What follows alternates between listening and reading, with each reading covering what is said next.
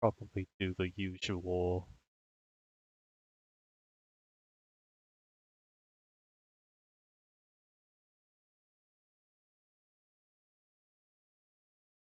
Setup process here. Um,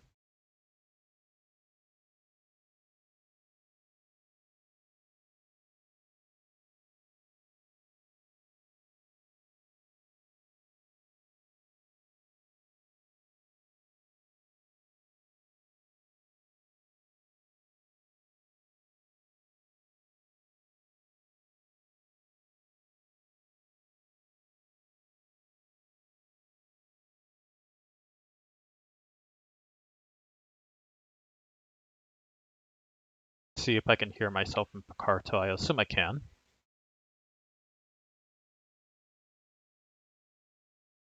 Uh,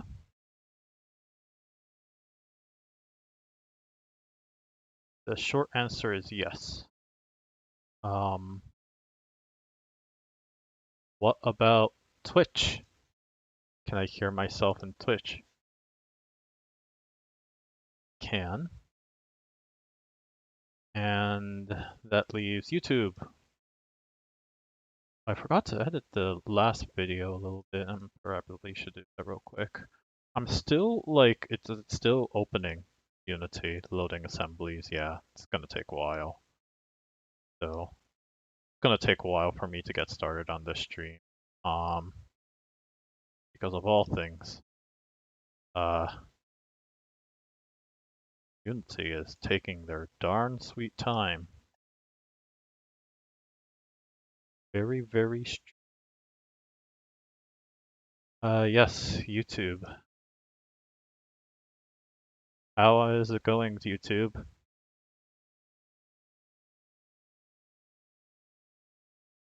The answer, it's going great. So that's good to see.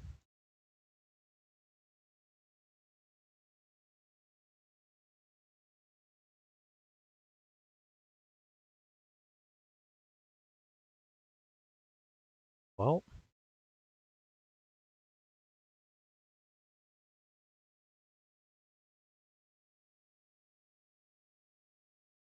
alrighty. Well, while it is loading, Unity,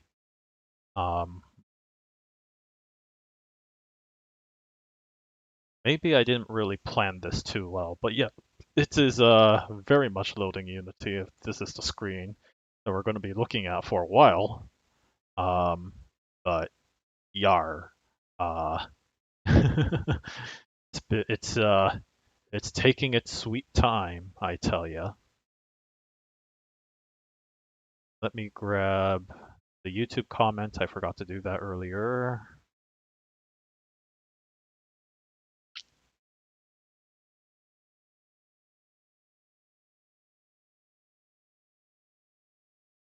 I might just wait for a bit. I am unfortunately a little late in comparison, but last time we just barely got into mesh generation, and I was reviewing this Ryan Jackett's bi-arc interpolation blog post by completely skipping over all of it and copying the code at the bottom. That was what I did offline. I did pull in this copyright information in the respective source code. I probably should put together. In fact, I'll probably do this during the stream. I should probably put together a quick credits, probably markdown file or something to make sure that I have records of all the sources of various packages and code that I have basically copied or borrowed offline in some way or form.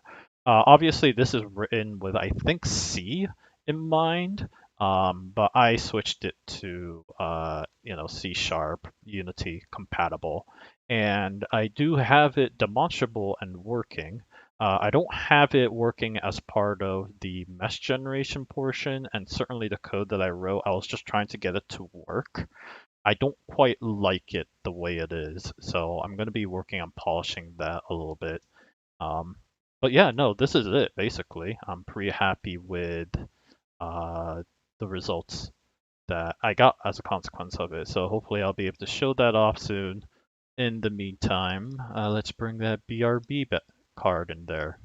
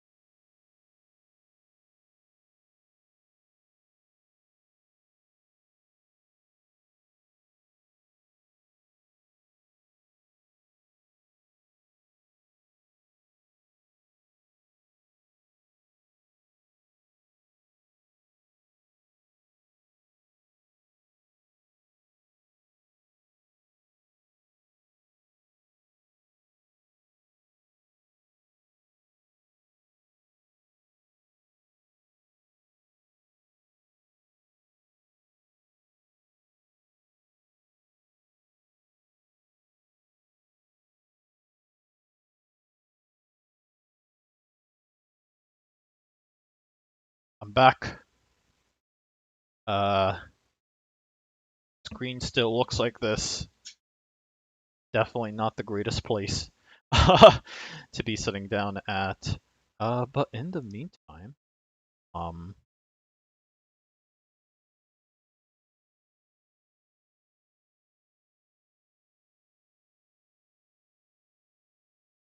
I'm streaming.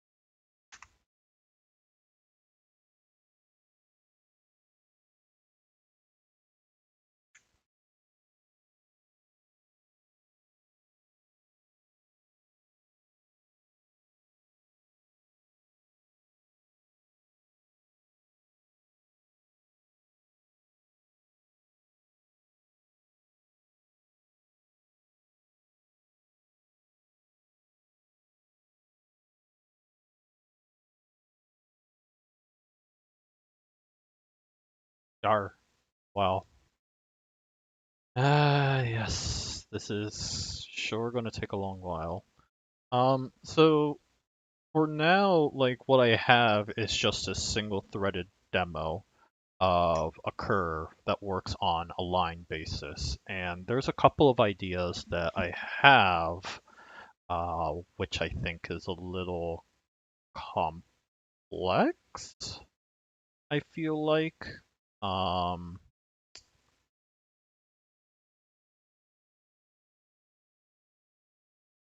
so I don't know. I don't know if I have like a paint application here. Do I have like a Krita or something? Yes, I do have Krita.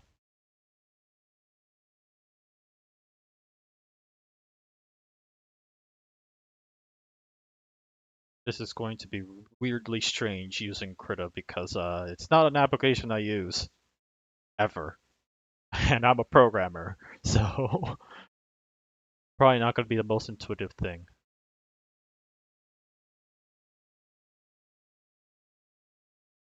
Good.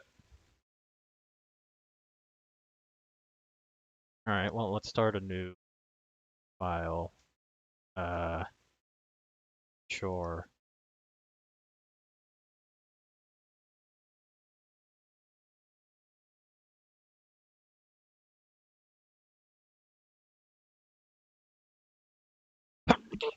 Pardon me. Oh my goodness. Okay. Krita's just taking its sweet time.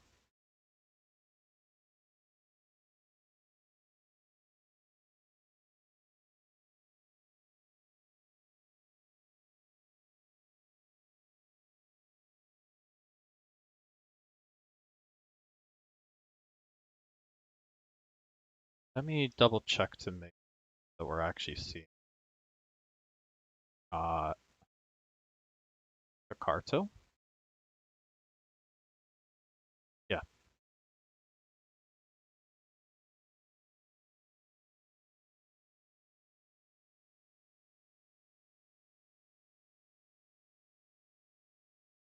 don't want Infinity to destroy us yet. Okay, there we go.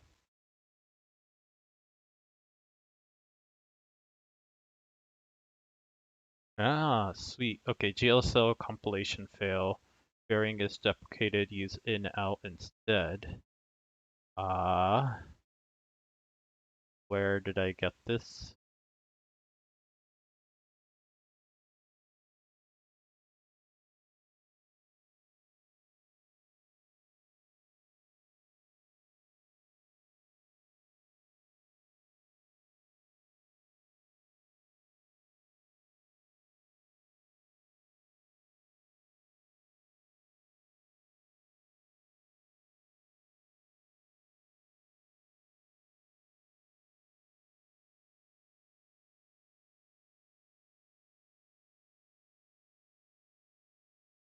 I don't think I use a shader anywhere to be fair. Um,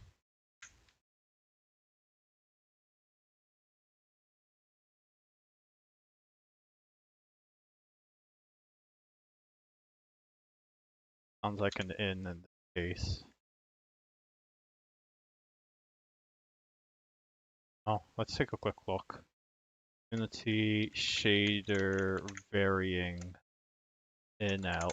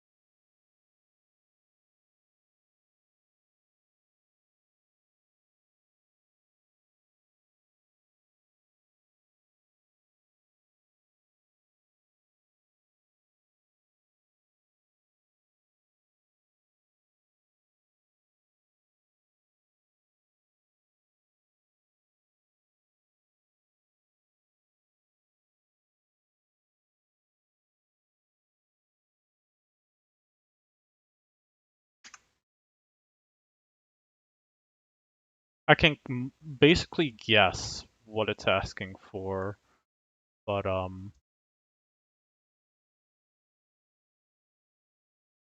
yeah, I can kind of guess what it's asking before, but it's a little bizarre.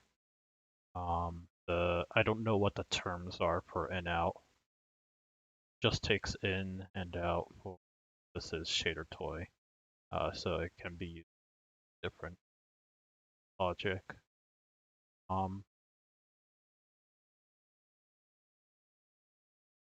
So these are all varying. Looks like these are all expecting ins, but it's saying in or out. So in slash out.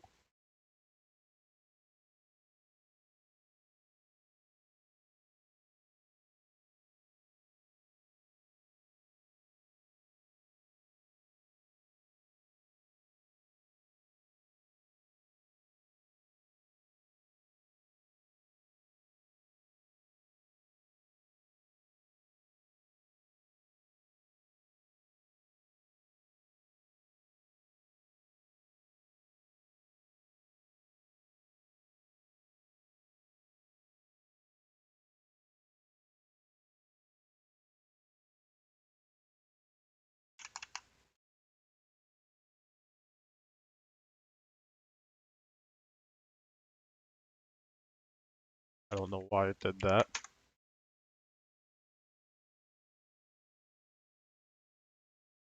Shader semantics.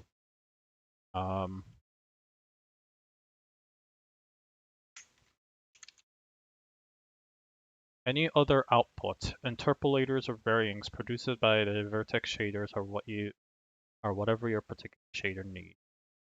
Okay.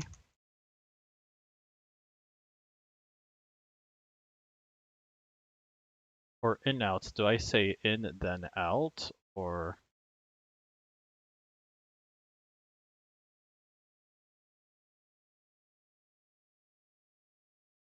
oh that looks like an out actually. Here, let's just change that to out and see what happens.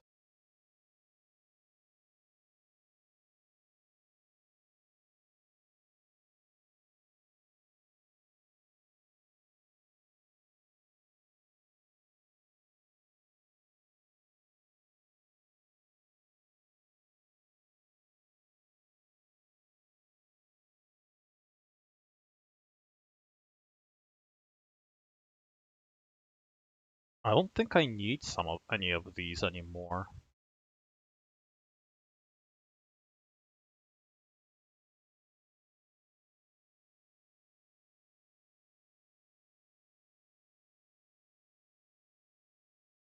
Yeah, I don't need any of these.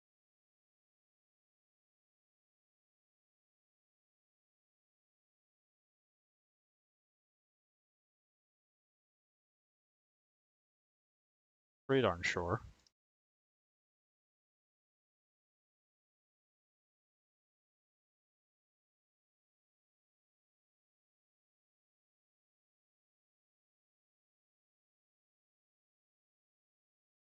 Well, alright, so I did say I created some test code.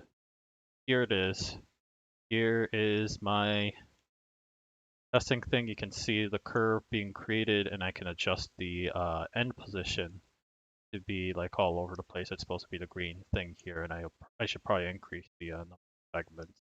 So like the more X in the direction it is, the bigger the curvature looks like.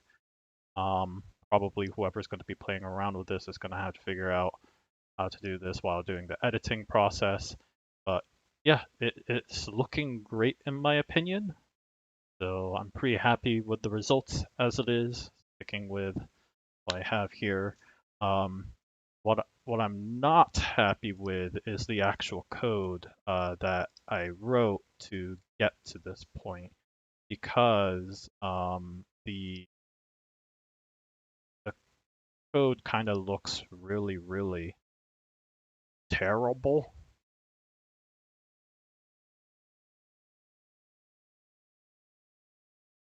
Um, it looks clean, but then you go into this and you see how massive this constructor is. It's over 100 lines long, and that's not good. I don't know of anyone who'd say that's good. There's also a bunch of properties here that I am not using whatsoever. So there's a lot that I could really fix. Before I do go too far though, I should probably create some root credits.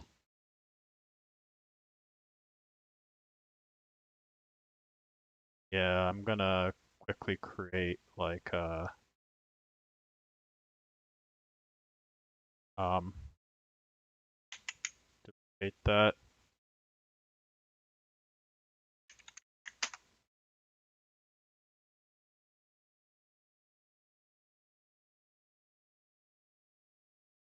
Oh, I opened it correctly.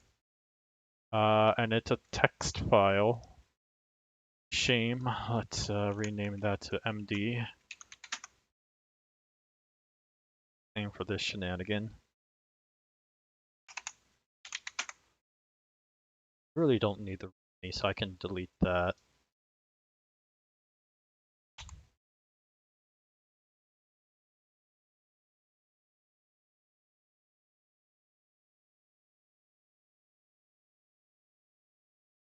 All right. Credits. Biarc curve interpolation. We'll give it to curve info.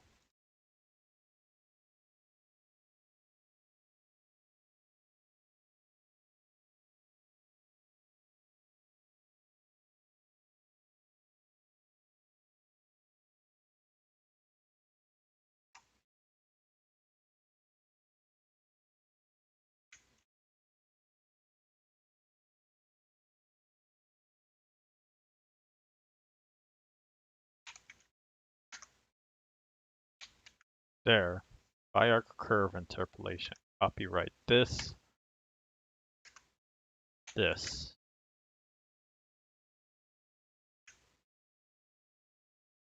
Alrighty. And let's make sure that. Oh, this is a Half-Life theme. Interesting. Get stylus. Get add asset.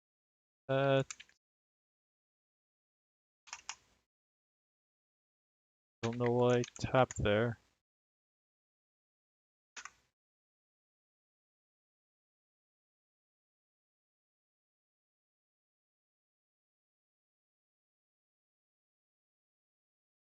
There we go.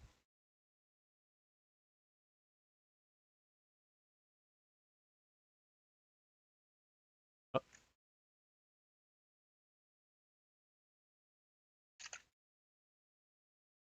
old shaders.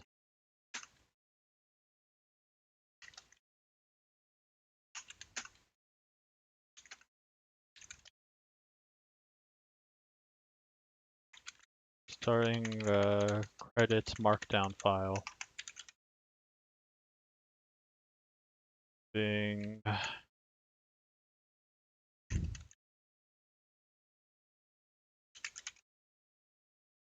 readme from assets folder.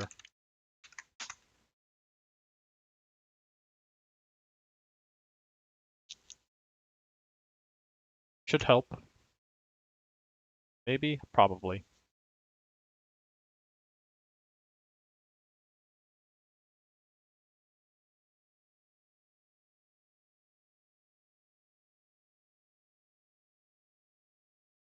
So my plan is a little bit of refactoring this, especially since I want the burst compiler they're here actually working.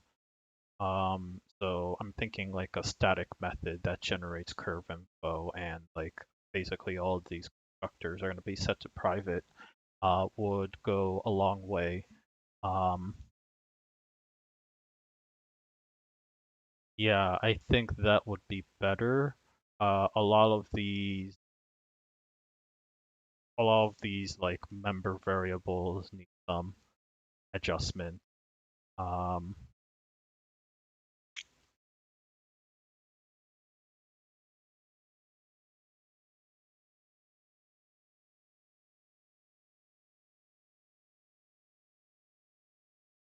Thinking like adding a ref adjust curve info thing just so that you don't have to reconstruct all the time, so on and so forth. Lots of modifications I can make with this. So yeah, just make this cleaner. My current thought process. So how is the test curve info working? It takes end of curve and sets into that variable. All right, so that's simple enough. Then I am going to create a new function here. Just call it public static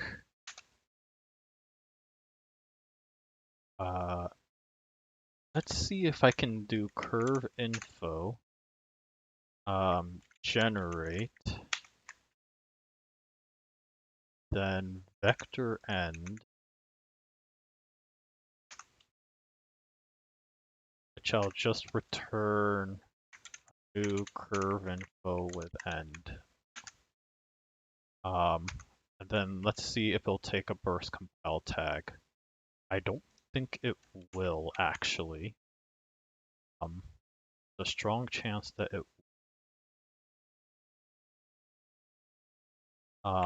Then instead of this, say curve generate. See what unit says.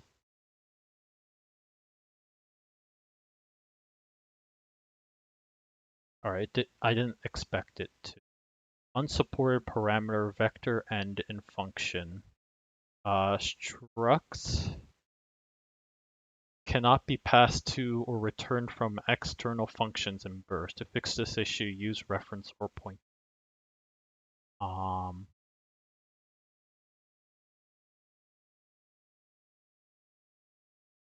But if I just say ref,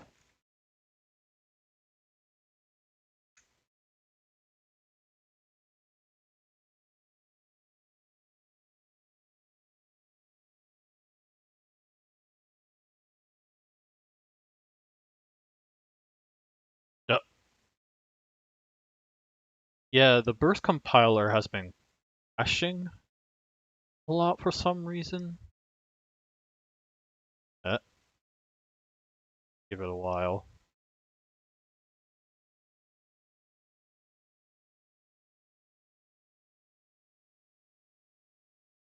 It's either that or the job system. One of the two is causing Unity's latest version to crash quite often. So I guess I need to wait until the latest version is out. Unsupported return type. Structs cannot be passed in. To fix this, make sure pointer folder contain whatever.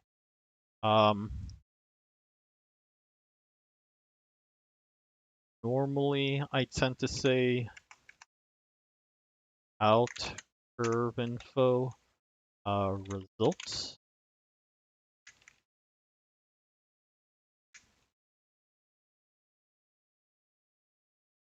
Void.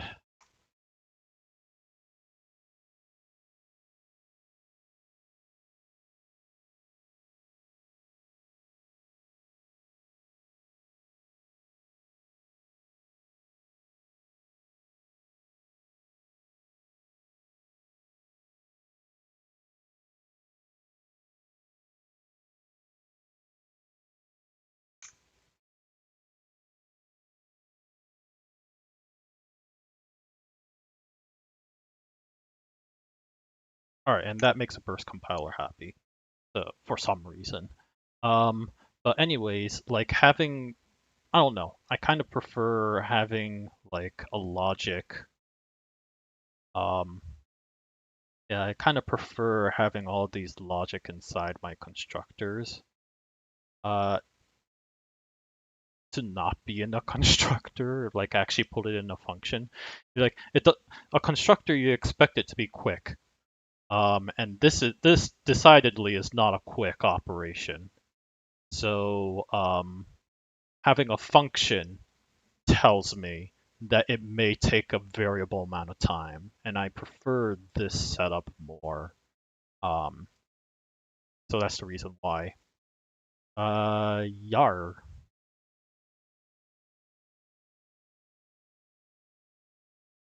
I have this start and end. So I need to create like basically a variation, a generate variation for all three of them.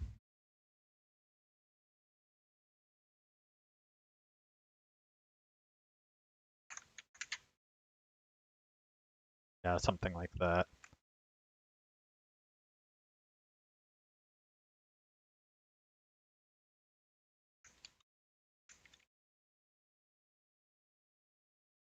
Um, add a start in there. Whoops.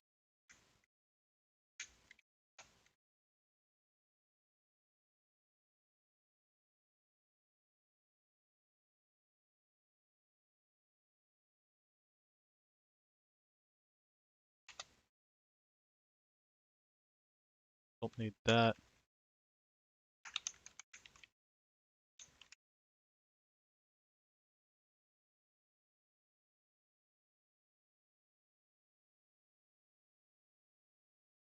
Change it to all the ref, ref, ref.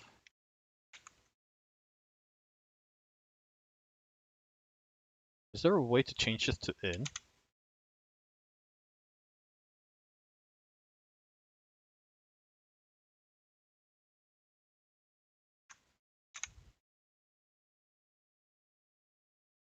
I think in is a fairly recent. Yeah, in is a fairly recent thing.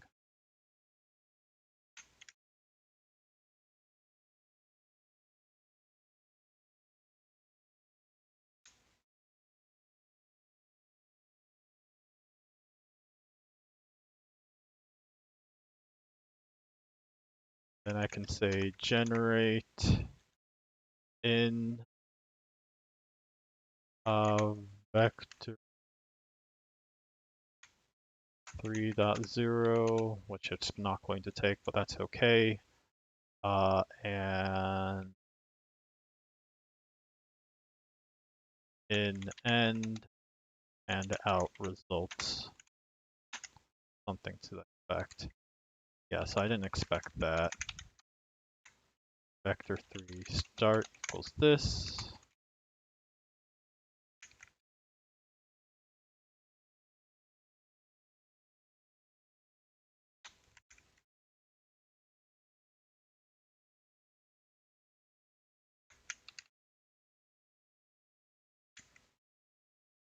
Don't need start, but we do need start tangent. Start tangent is set to vector forward.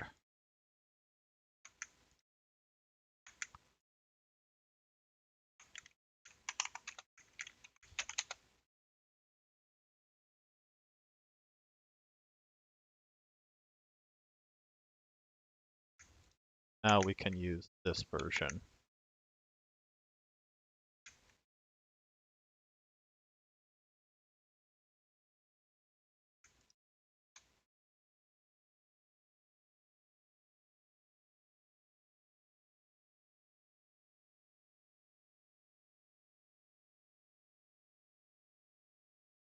Yeah, something to that effect.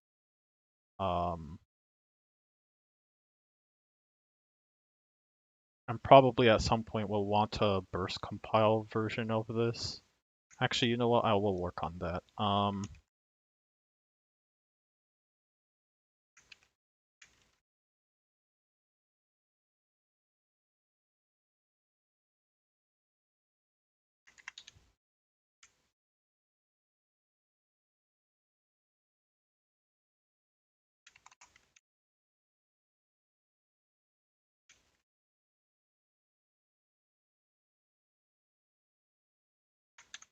Er,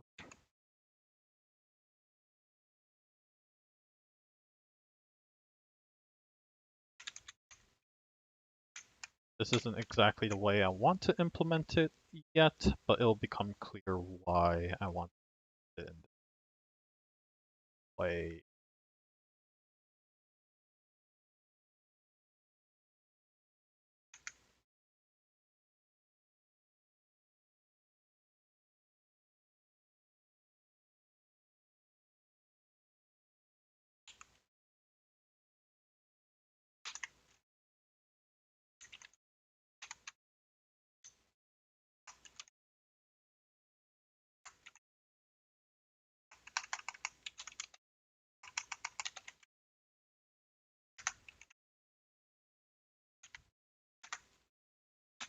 Something to that effect.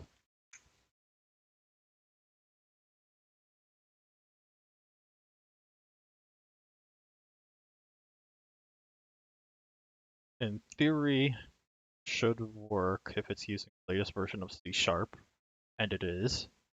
And if I happen to play this, it's computing it twice, but that's okay.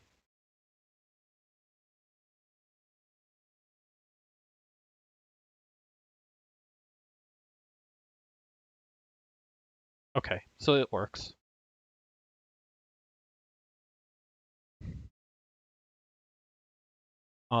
Then I want to basically simplify these. Uh, just I probably will just take out the constructors in general.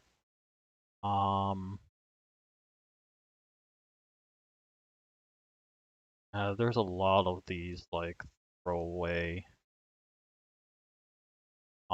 properties that I'm not even, so that's a concern of. However, do have this in a different window, so I can make this a little easier for myself. Probably what I'm gonna do is I'm gonna do something similar to I'm doing center, radius, median, so forth. Just make all these private variables, and like their properties right now. Alternatively, I could just add in a private set. Yeah, I think I'll just add in like a private set for all of these. That would fix the problem the fastest. I like to think. I think I will just make them variables. It's a little more work, but I feel like that is a better. I feel like that will work better, in my opinion. Um,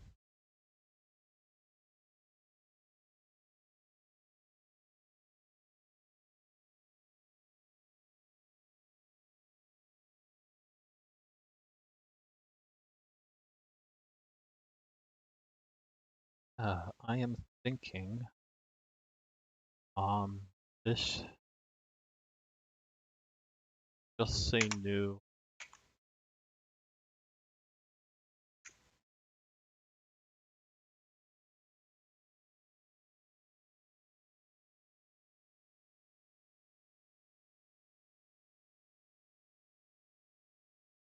And this should all be copied over.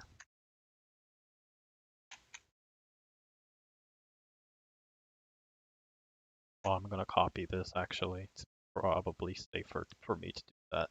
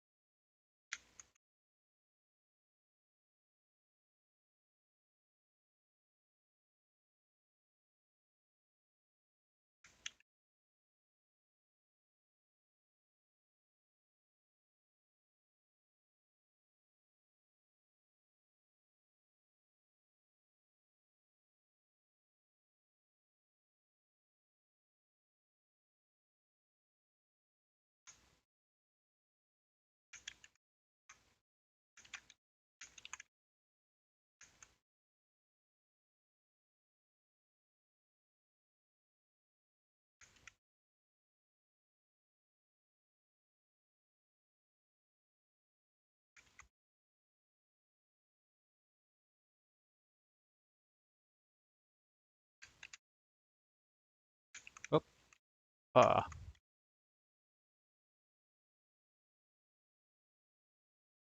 Whoop, whoop, whoop, whoop, whoop, whoop, whoop, whoop, whoop.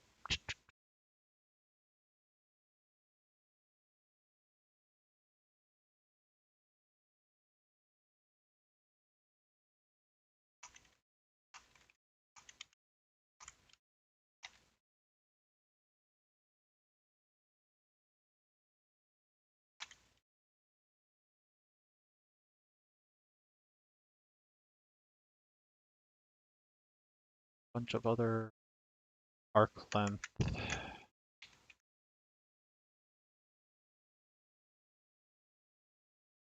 Okay, good. So now I just need to add these private variables. Start position, start tangent,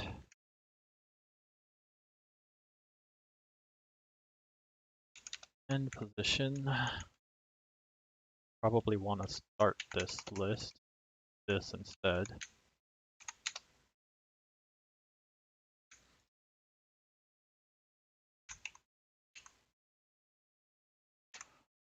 Float radius, gradient,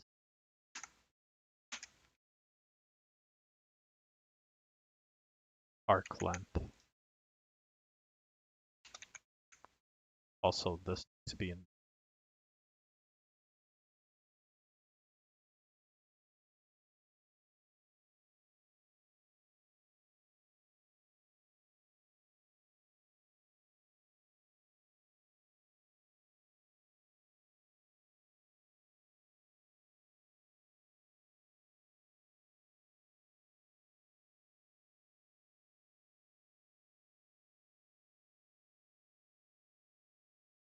Now a couple of these things change.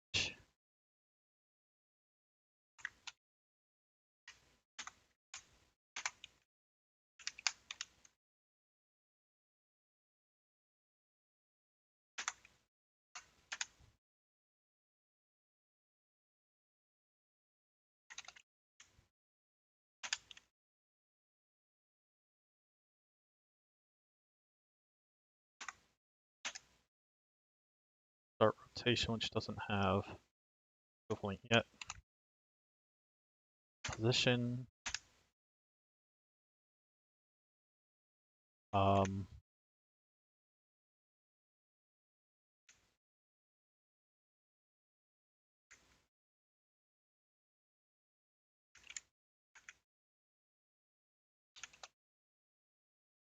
arc length.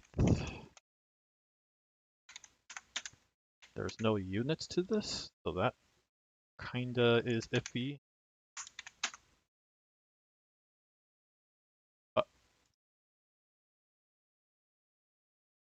Yeah, in Unity, a unit in distance, according to the physics engine, is a meter. So this is in fact true. Whoops, not what I'm looking for.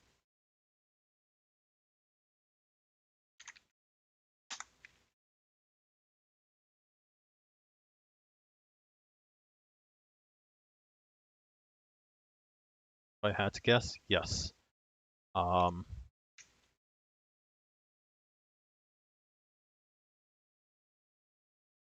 Not actually too concerned, because I can just say curve.generate in curve end out curve info curve.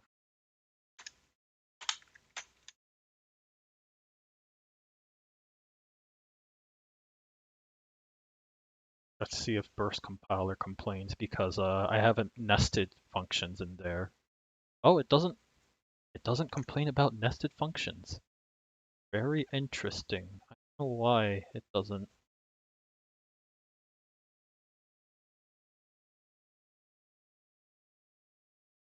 I should probably burst compile these. Anything. It will probably complain. In which case I can just throw them out of the Yeah, throw them out of the function itself.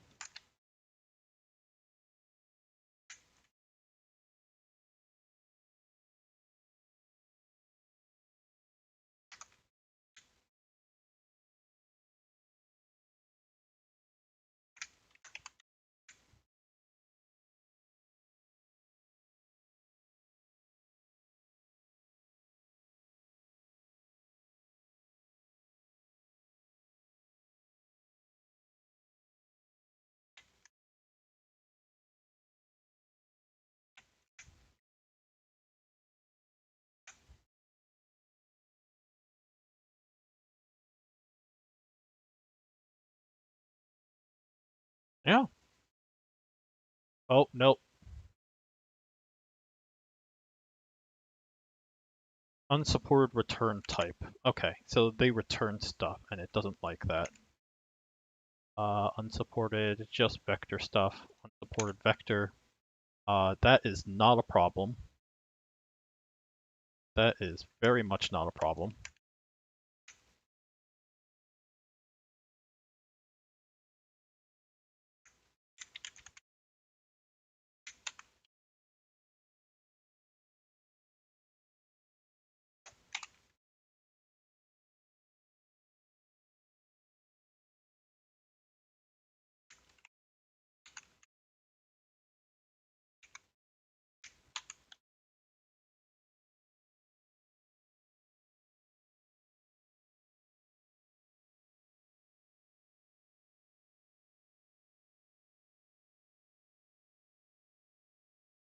Multiple tasks running in the background. What does that mean? Oh, yay! Sweet. Okay. So that should significantly speed up the calculations.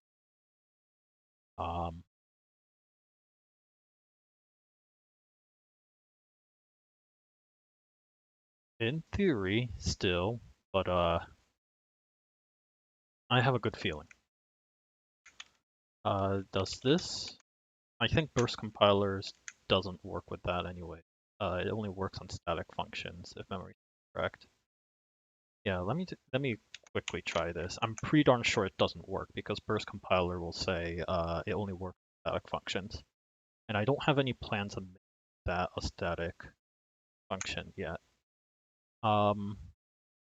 No, it said it worked. Although I think because it's on the struct anyways, I don't think it's necessary. You know what? Thing.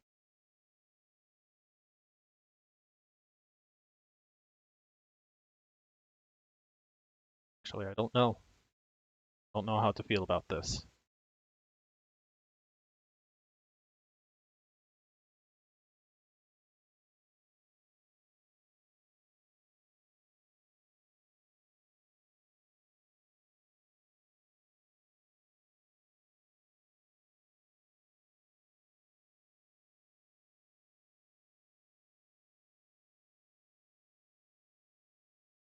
Just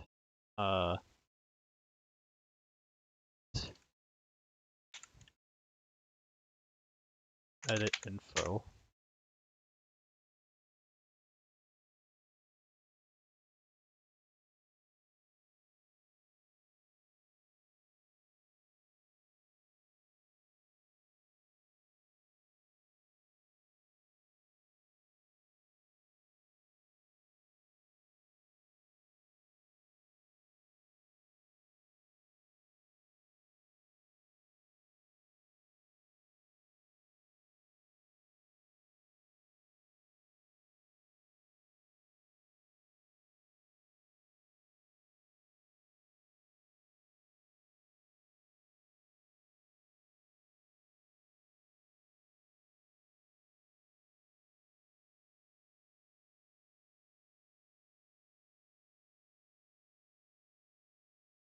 Um, are thinking.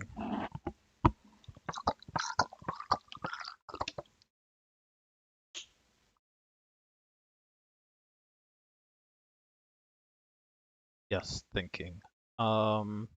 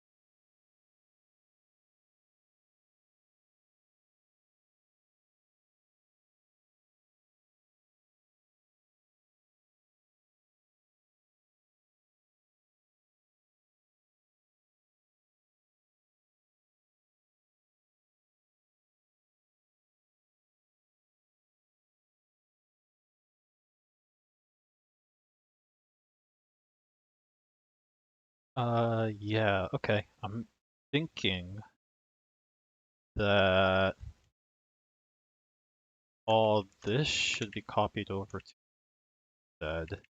I'll kind of go over my read.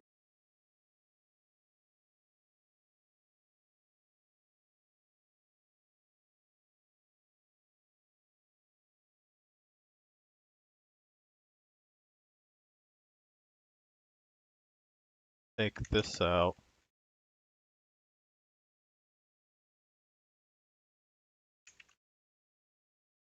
Make this private.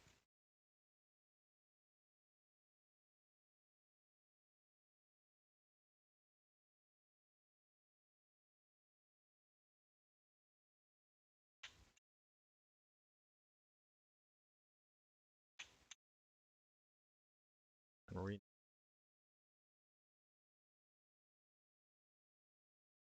update curve. Just update. Yeah.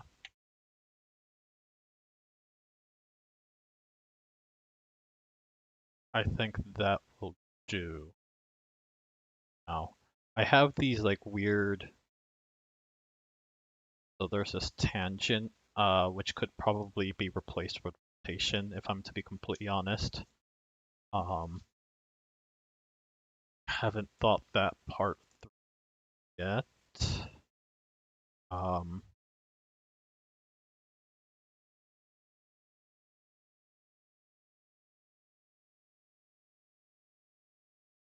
like with tangent, it's kind of implied that I can get the rotation info. Um,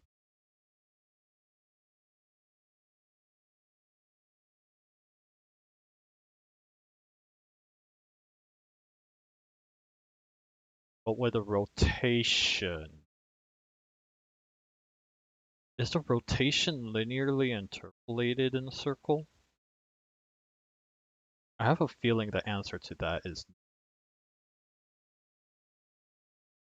but it's not too complex either, because I just need to know what the angle is from, like I need to know what the angle is from the start to end position, the quaternion of that.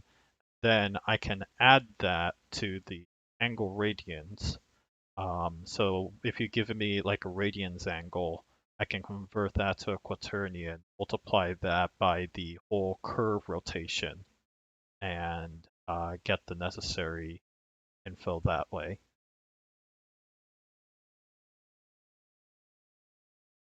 So I really don't need a start rotation, I don't think. Well, that's one's more important for tangents, I guess. Um, yeah, it's gonna be your thinking.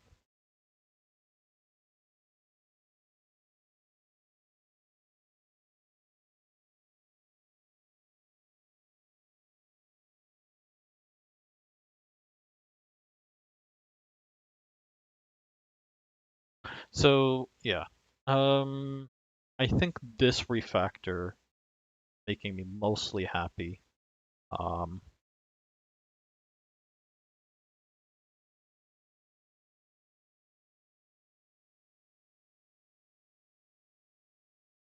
yeah, and I can add in like a adjust function later.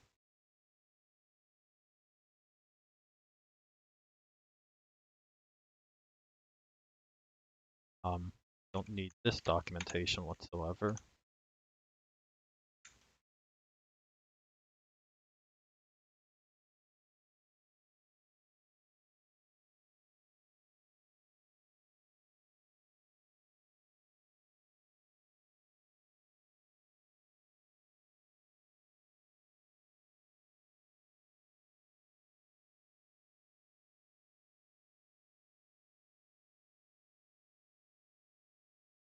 Yeah.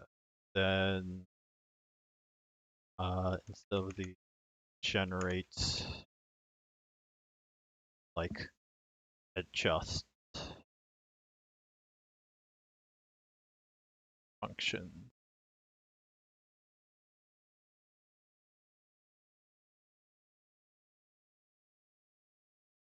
Like I can easily imagine creating a just function for the end position. Um,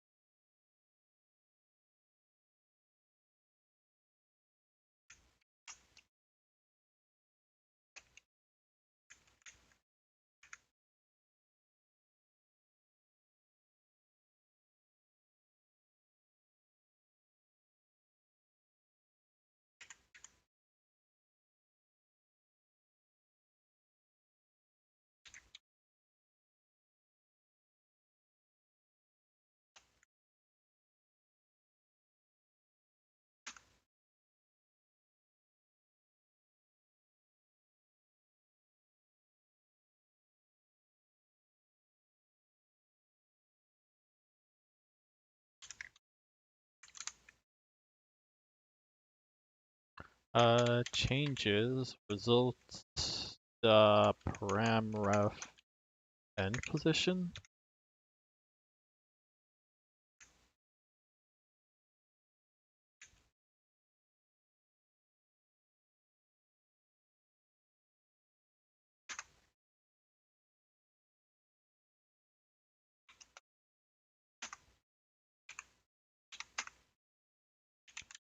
It's a new arc.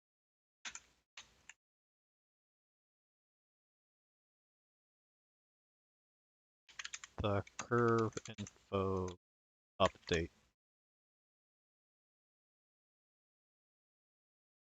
Yeah, there's none of the update info.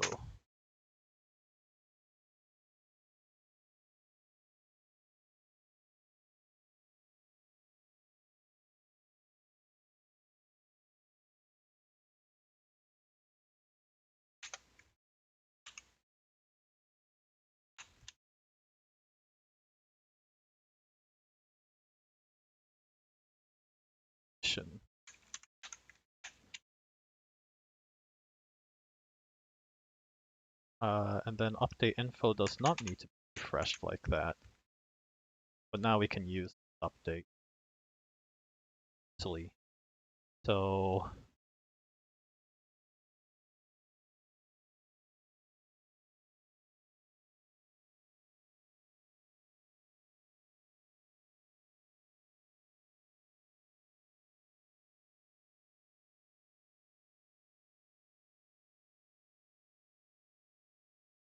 like in here,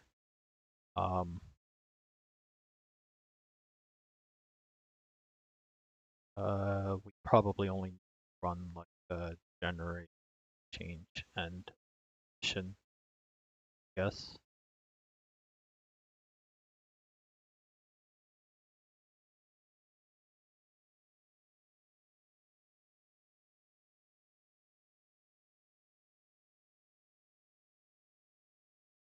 Oh, I got this reversed.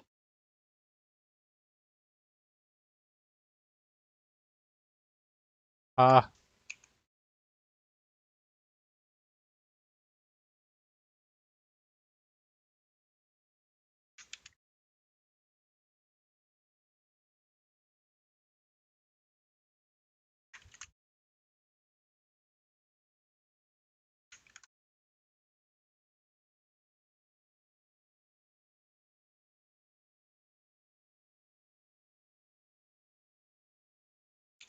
didn't know I needed that many texts in there.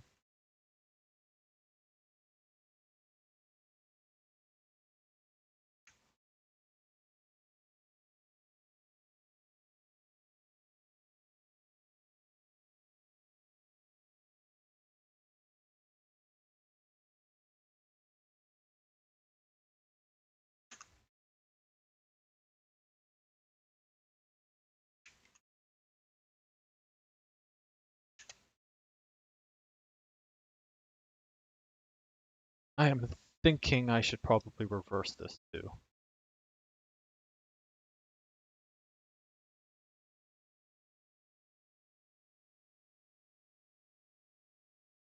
Yeah, I'm thinking I need to do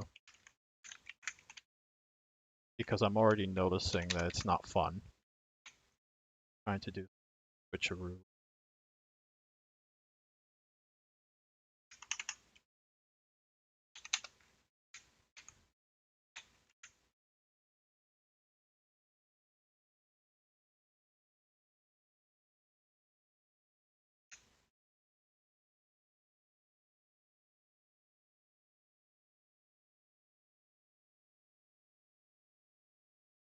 Not that it significantly increases the efficiency of this algorithm, but I don't know, having that sort of info kind of helps. So the last thing I want to do is be able to like sort of compute, well, so it should be really easy to compute the vertexes of these, vertices of these. But I do want to compute like the rotational values so that the normals can be, yeah, the normals can be calculated as well.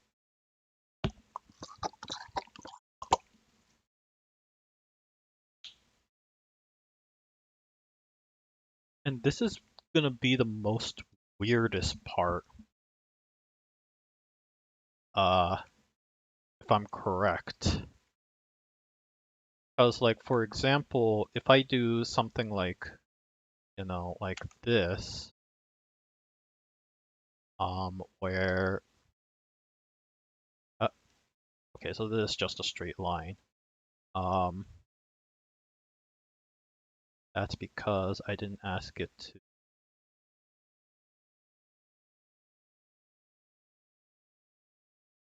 Oh, why is this a straight line?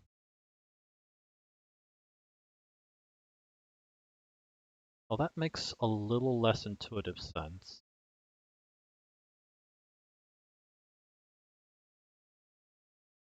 Yeah, this makes a little less intuitive sense to me. Um,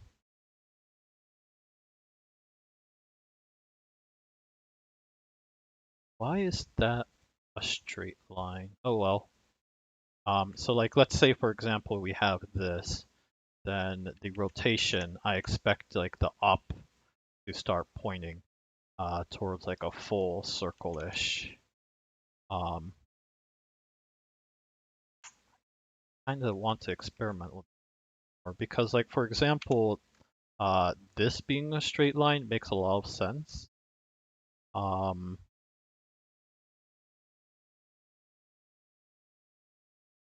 so if I do this, does that create a straight line? That does create a straight line. Why? How very strange.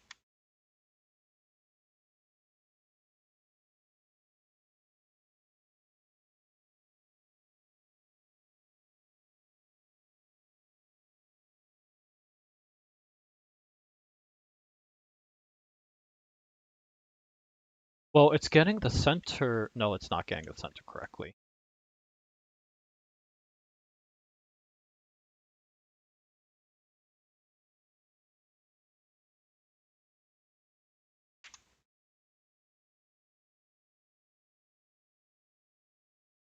This, for all intents and purposes, correct, as far as I can tell.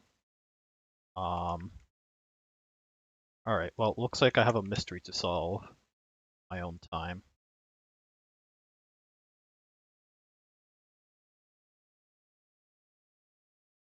Oh, this isn't even creating a circle. So this is computing correctly. Okay, I have some edge cases, it appears, that it's not computing correctly, and I'm not sure why.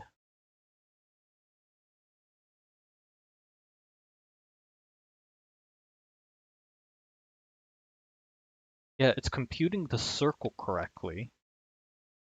Um,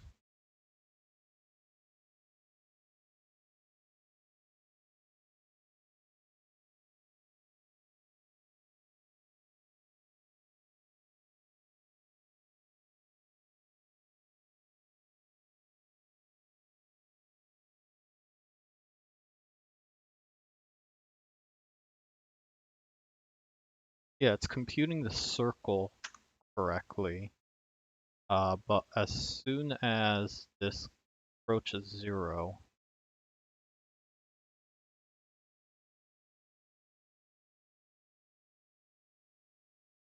as soon as that approaches 0, for some reason, just snaps. Doesn't know what to do. Why? I'll have to check the algorithm again. Which is really strange because like it does get the circle and the center correctly. So it just needs to compute the angle correctly. Interesting. All right. Well, me being fascinated by some problems aside, so yeah, I need to figure out the rotations for each of these, with of course the center being just a forward rotation. It kind of goes up um, as the curve goes along. So trying to figure that out is going to be interesting. Um, yeah, I haven't really thought that part.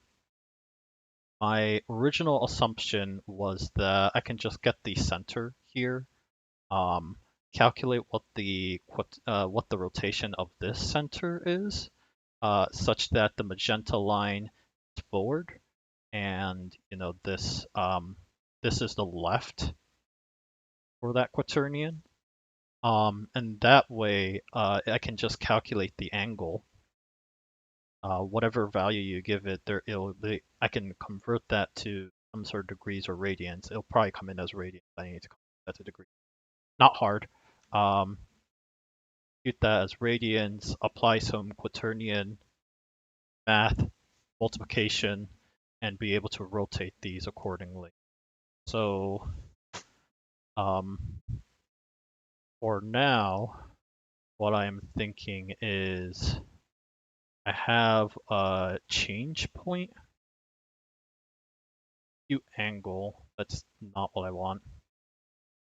Acute angle does. Okay, I see what it's doing. Um, Let me. Oh, this does remind me I should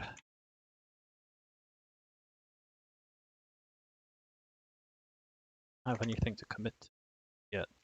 Git add assets.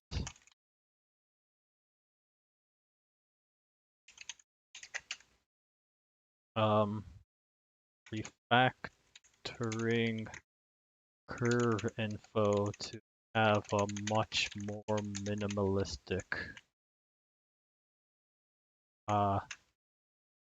to not have any constructors. There we go.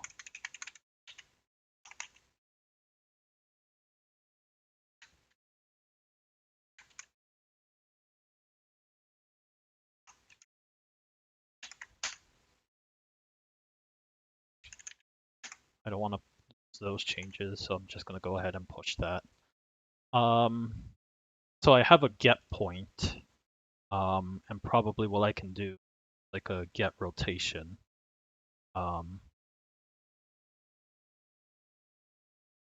Oh, this one's interesting. Fact, not complete about it. I'm pretty darn sure I have a get point. Yeah, it's not complete about it. That's interesting. Um,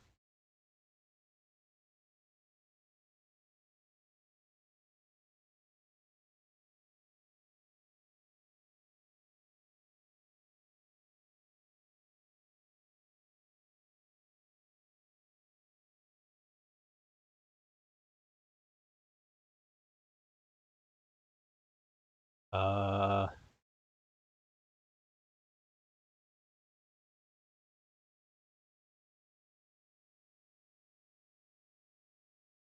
yeah, I'm sure. Oh, I'd want about this.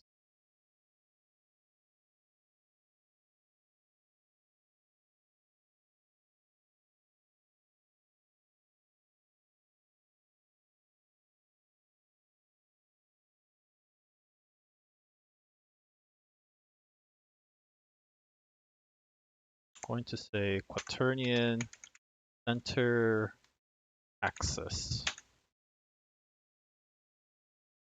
Center orientation. There we go.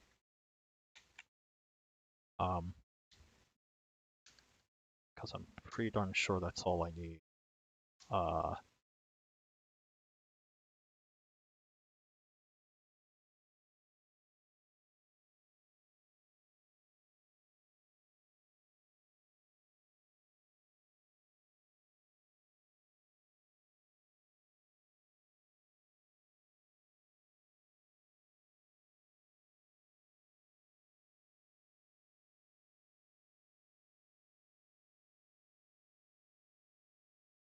Guess what I had to figure out from how to calculate that.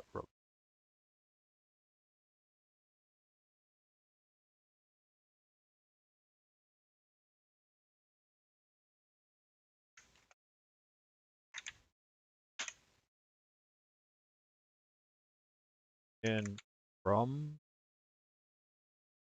rotation. Oh, is there a way to convert a plane?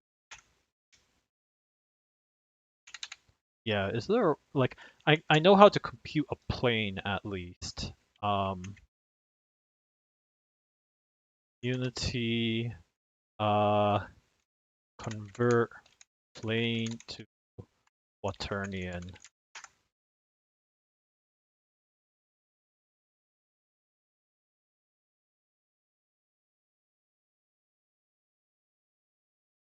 Using 3 points, define a plane, store its normal as a vector 4. Likewise, I define a position at the average of this. Therefore, I have written a function average vector that takes an average value of that. I stored the values of camera pause and camera normal in the new game object. Later, I grab these values and apply them to the camera.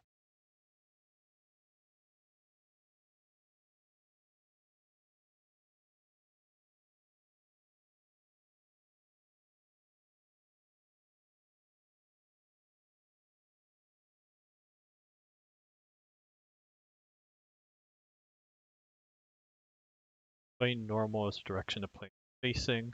Plane position is center point. That's a problem.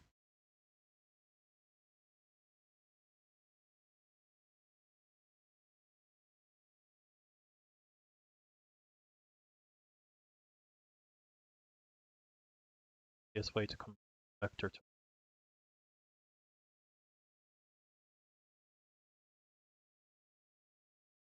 look rotation is not useful though when I don't know what up with.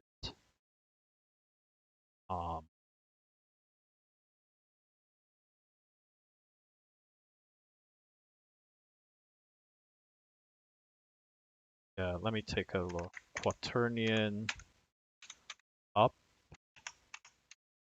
look rotation. What are the forward and upward?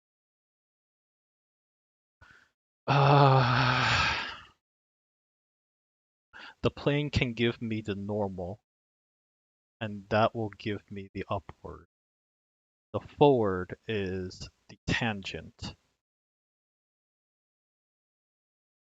No, the forward is the axis 2. Yeah, so I've computed the axis 2. I can use that information. Yes, I can do this. So it's what do I call it? Do I call it axis 2 or do I call it cosine axis? No, I call it the sine axis. Yeah, I call it the sine axis. So the what happened?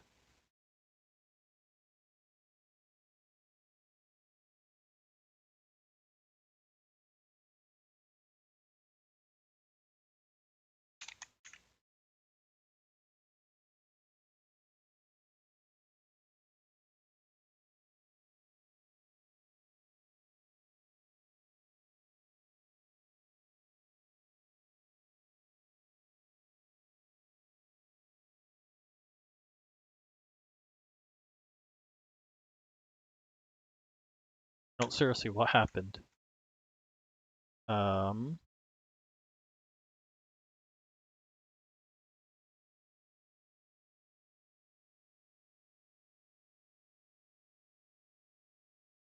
That shouldn't have caused problems.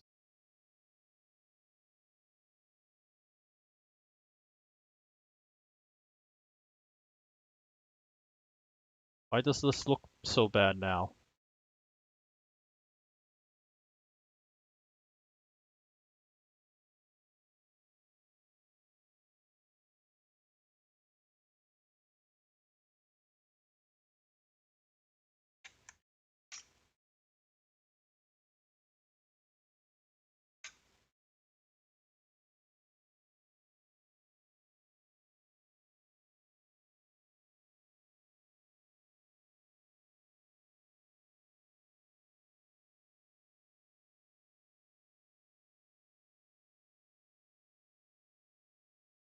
Ah, whatever. Oh, forgot.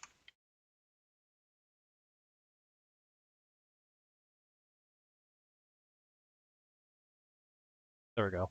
Okay, yeah, no, the magenta is the sine axis and the cyan is the cosine axis. So that's how I calculate this, good old plug in the angle radians in the sine cosine function and plot this. Basically convert the radial, whatchamacallit, radial axis to Cartesian coordinates.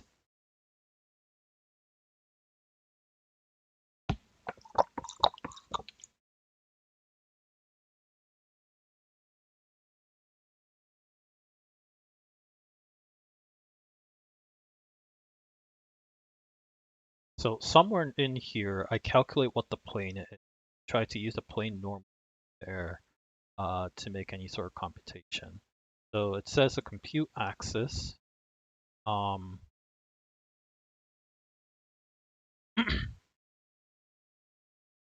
Compute the axis perpendicular to the tangent direction aligned the circles. This has this. The compute axis is what I use to generate the sine axis. Okay, so I need this plane.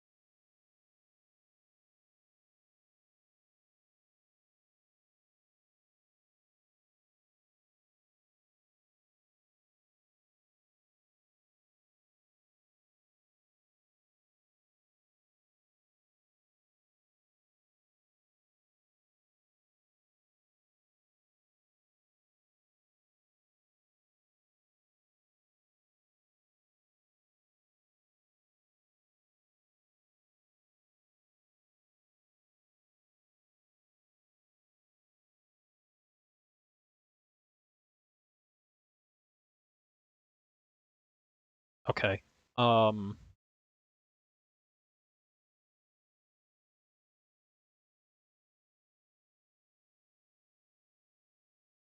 Might just do a weird switcheroo.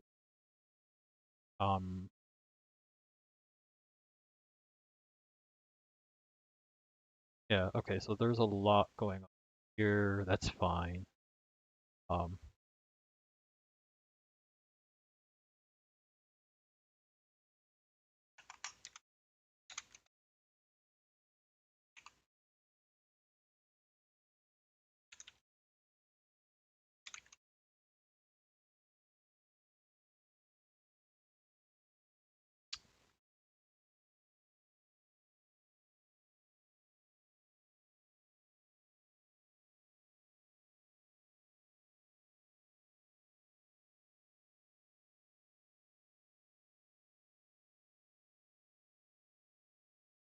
yeah, so I'll copy this.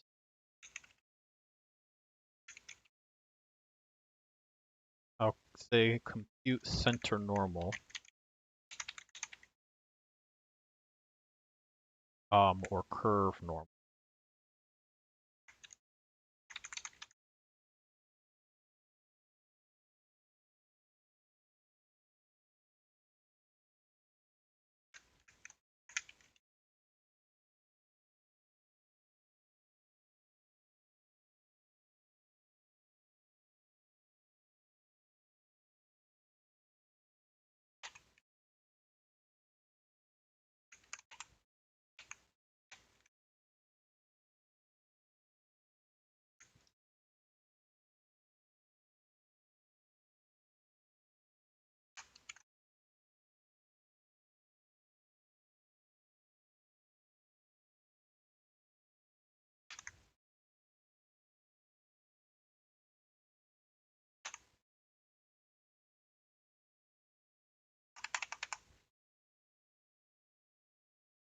basically this.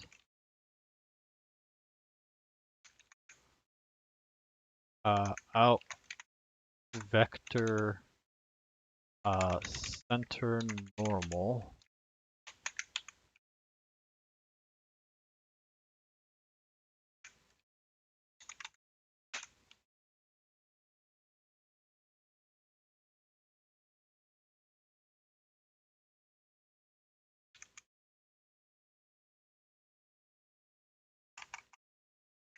Calculate the normal of the center.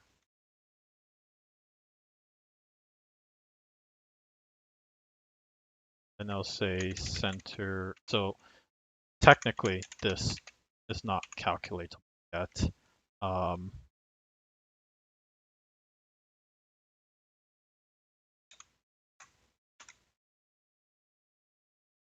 Edit. So the cosine axis dot normalize and center norm.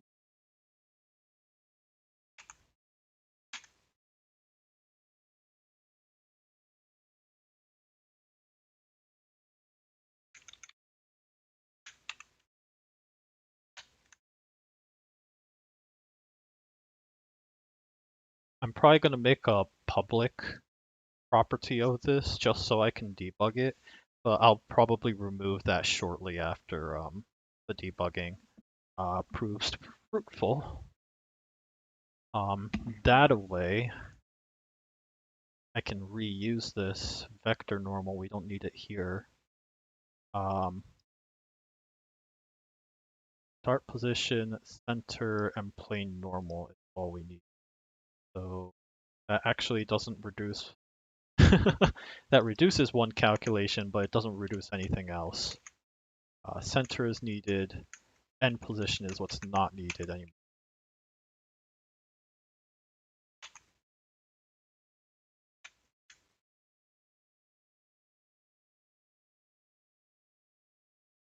Incidentally, a lot of these are refs, but I think they can be changed to in.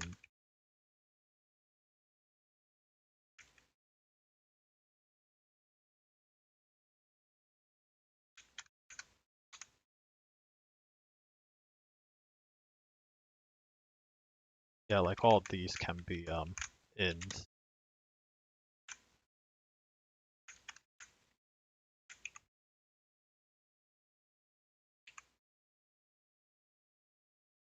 Without create any errors.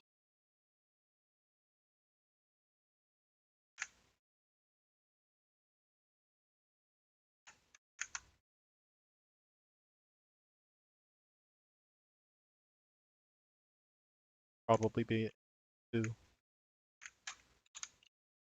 And since this is a one-line function right here, compute access,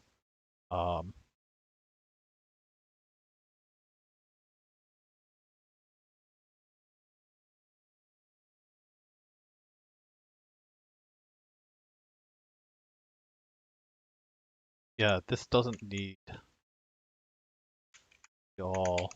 This doesn't need to be a function now. And pretty darn sure I highlighted this, pressed copy. Can you let me? Bizarre.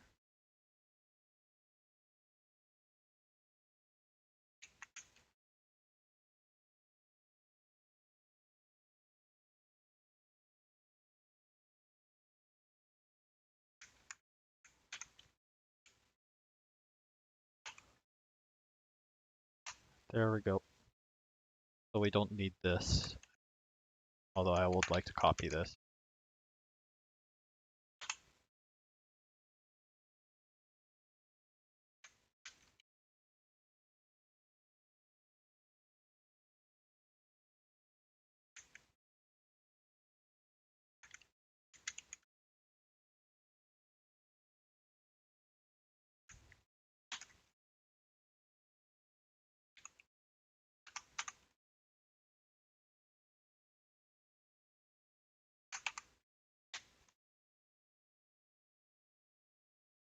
And now calculate the centers, the arc centers, or orientation. Go.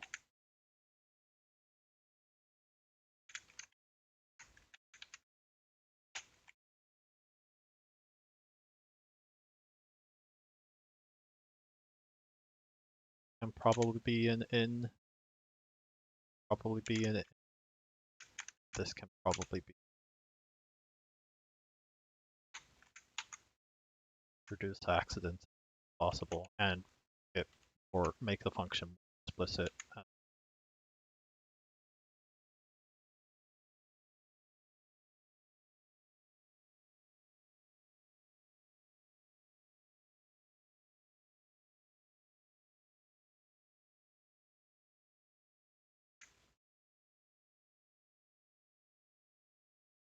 So yeah, let's make it so that this is public for now. Fix me this property. Public Quaternion center orientation. I need to come up with a better name. The center orientation doesn't say anything. Maybe twist axis, arc twist axis or something like that. Anyway.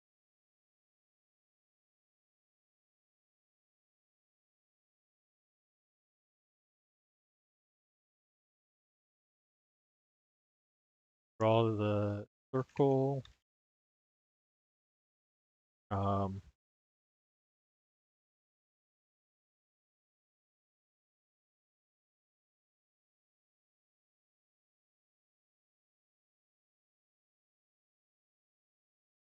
This should probably be set to default value. Quaternion identity. Yeah, let's call this center turn axis.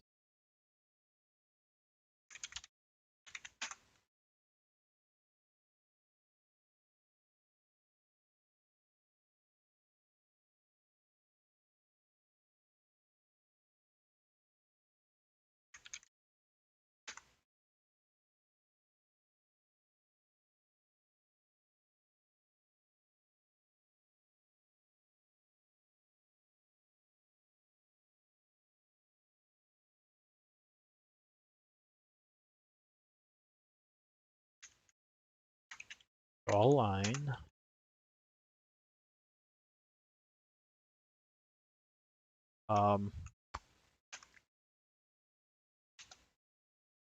Vector turn axis.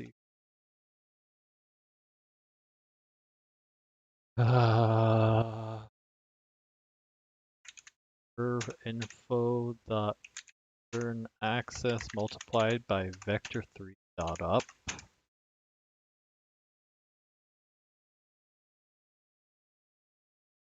And offset that by curve dot center.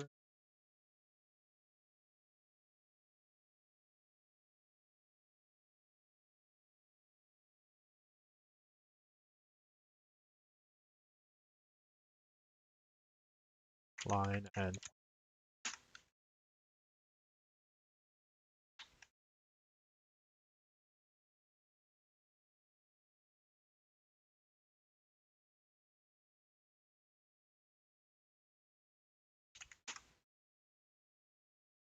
this one we're done. Yep.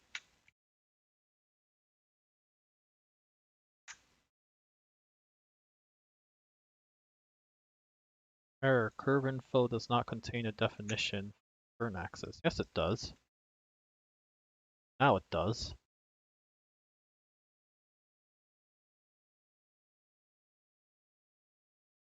Ah, look at that.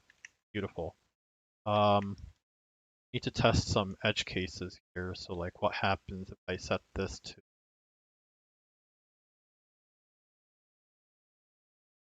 okay, that's looking good. What happens if I set this to -1? still looking really, really good. All right. I am optimistic about this so far.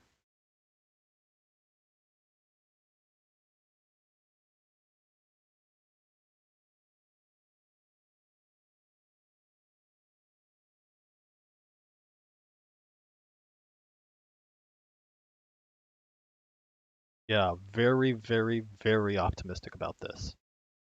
All right, cool. So, default values. Um,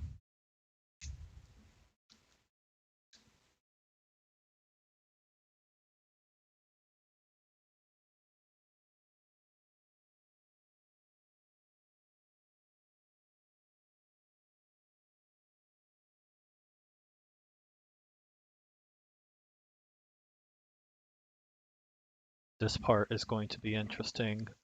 Uh,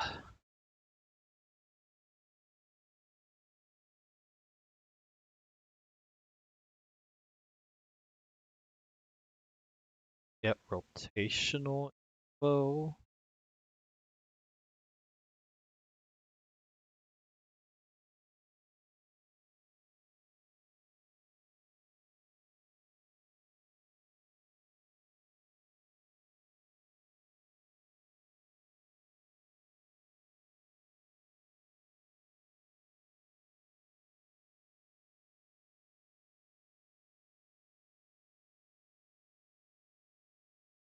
I'm going to rename get point on time.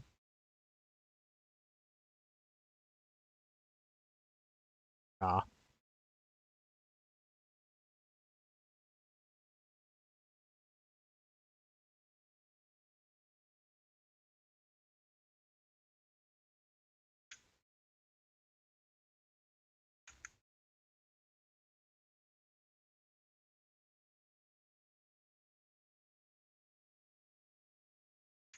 get point void float out vector position out quaternion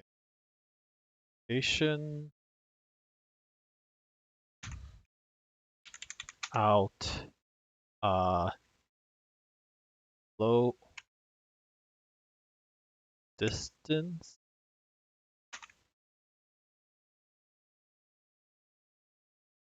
I don't think angle is gonna be, yeah, angle's not gonna be that important. So the reason why I'm pulling these in, position is necessary for the vertex. When I'm creating the mesh, I need obviously a vertex point, so that we need that. Quaternion is useful for getting the normal and the tangent, and the distance is useful for computing the V mapping. But everything else, I don't think I need.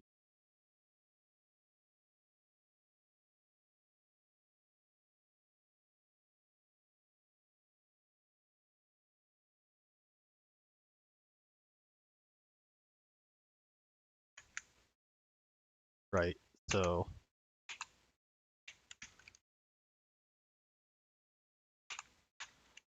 this obviously doesn't compute all the information. Um,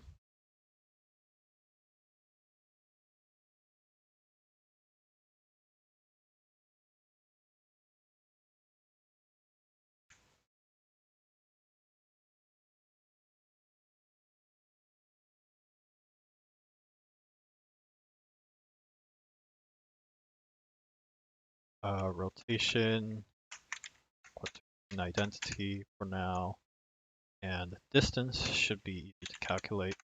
Is equal um, arc length meters times time.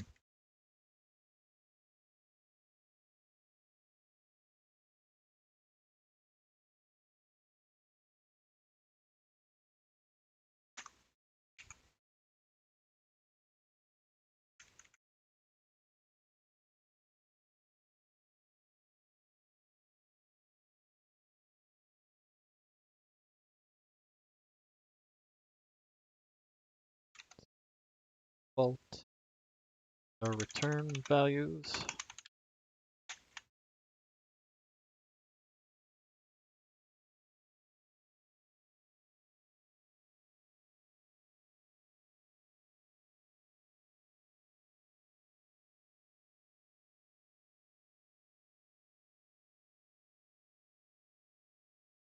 Fraction. There should be a quaternion angle axis where float is the angle, which is angle radians dot math. Angle radians times math dot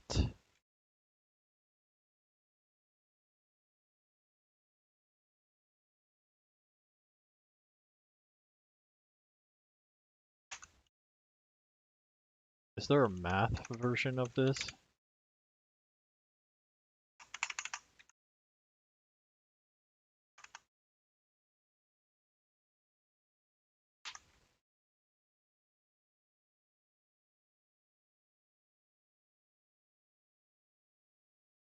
How is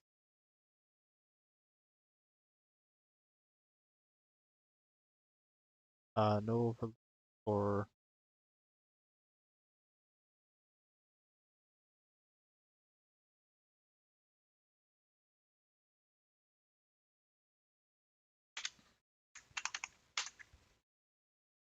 um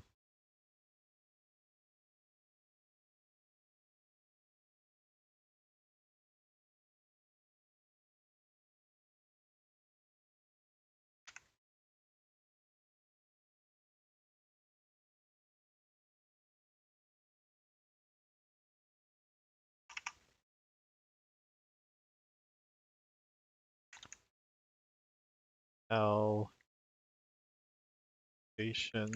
This is not correct. I think it needs to actually multiply, if anything. However, I need to figure out how to convert this angle fraction. Does math have like a equivalent pi or stuff? Yeah, it has a pi double.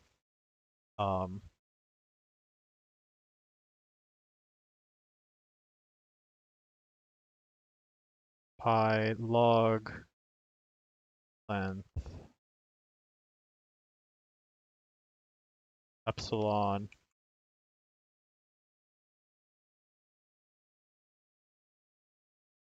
What does radians do? What if I change that to degree?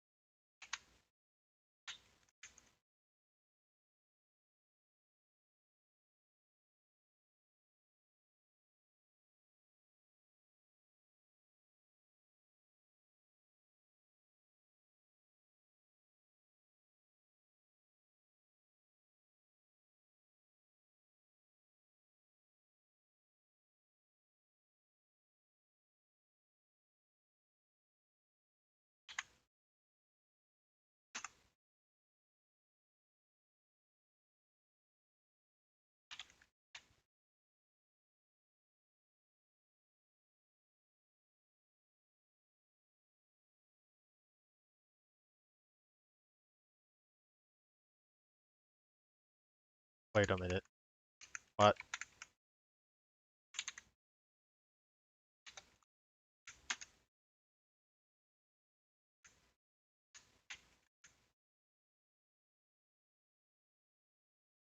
What does rotate do? Unity math rotate. That is not going to help. What is math? The math package is unity mathematics.math.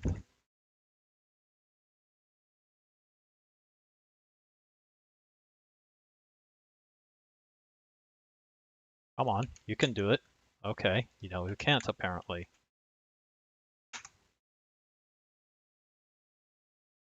Cool.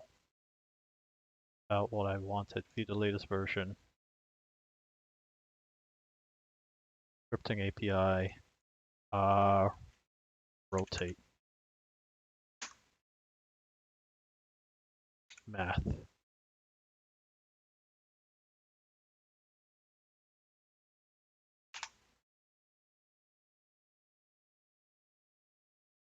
There.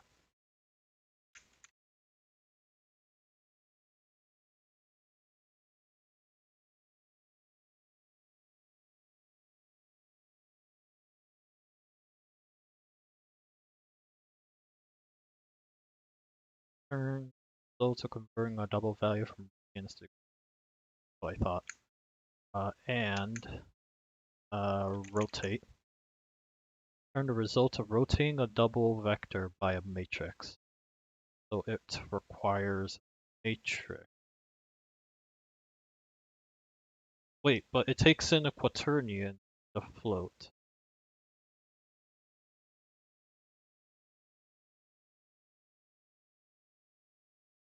That's a little disappointing. Okay.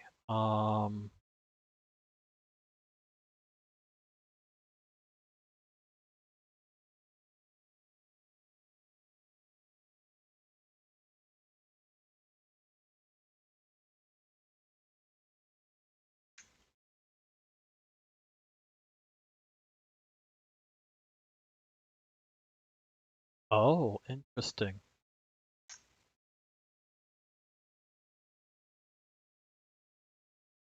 So instead of these vector ups or vector downs,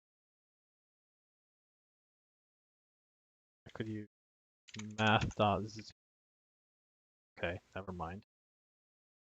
0, 0.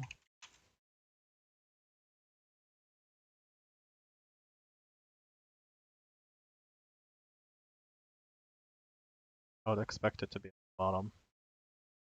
No.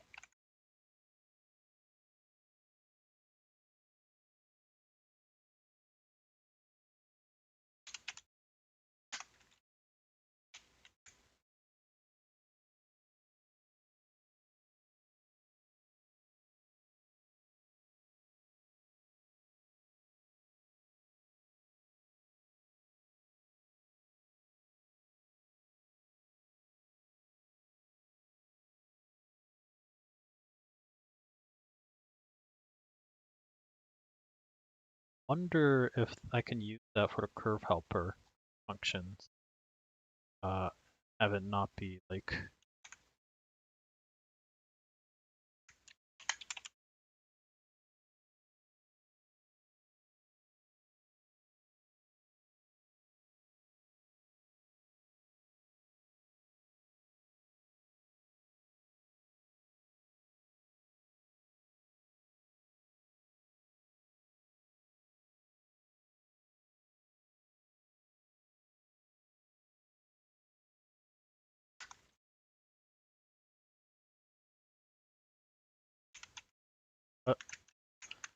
use the familiar method, quaternion, angle, axis, float angle,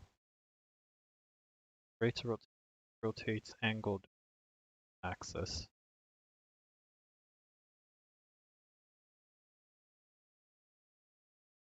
Wait a minute, if that's the case, do I even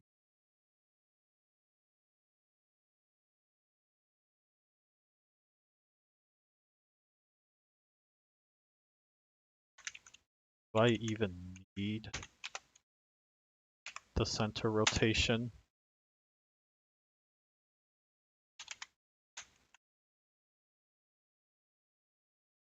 I might actually not need the center rotation. Turn axis might actually need to be. Yeah, okay, well, let's play around with this.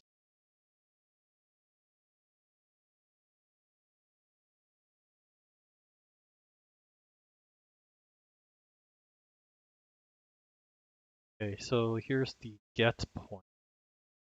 Um,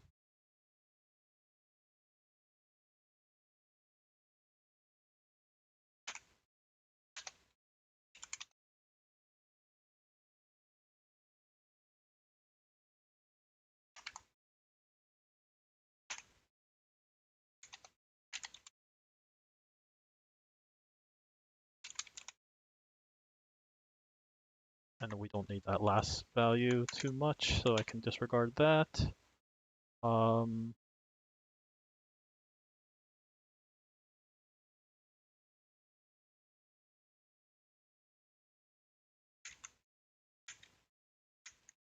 say start line. It's a draw sphere. We don't want that. I want a draw line. And since we're not using end of line anymore, end of line equals start line plus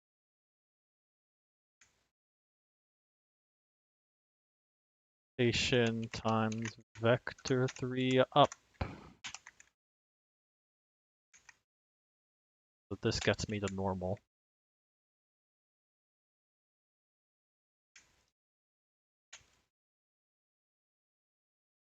And while I'm at that, I also want the right. So that gets me the tangent. I think that will take care of it.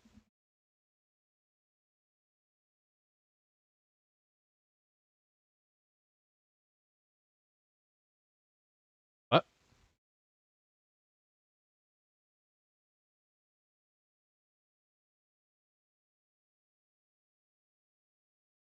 It's hard to tell if that's the right thing.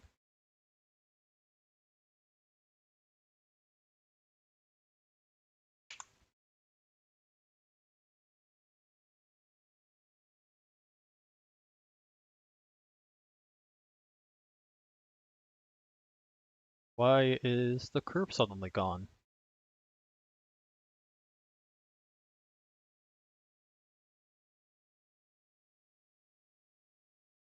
So that's obviously calculating it correctly. That's not calculating it correctly.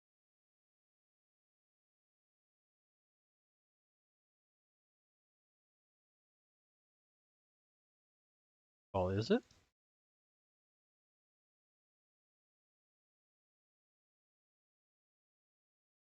It's not positioned correctly, so these angles doesn't look right, but they should be pointing towards the center, and that almost looks right to me. So I don't know why the point is correct then.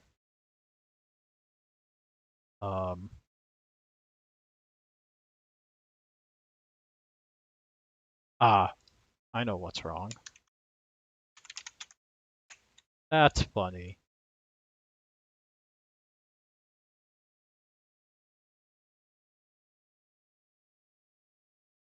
There, okay. So yeah, I can see that that is pointing in the right direction. So let's see if this looks right when I change this from that to, say, 5 this way. These should be pointing towards the center right there. So if I switch that to 5, then yeah, that looks really convincing.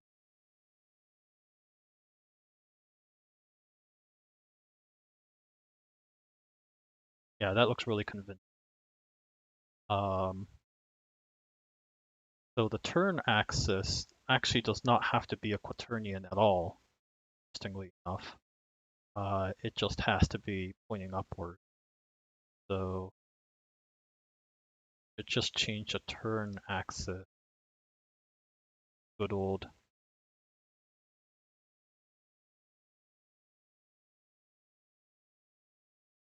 Normal value, I guess. Just save that.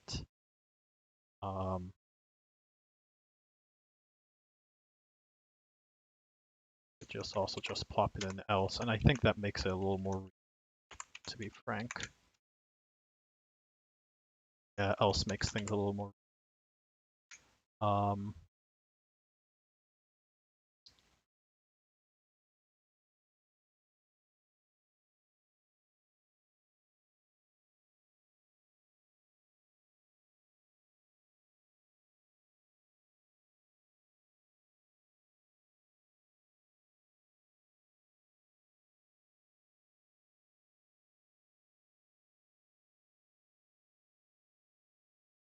It is computational.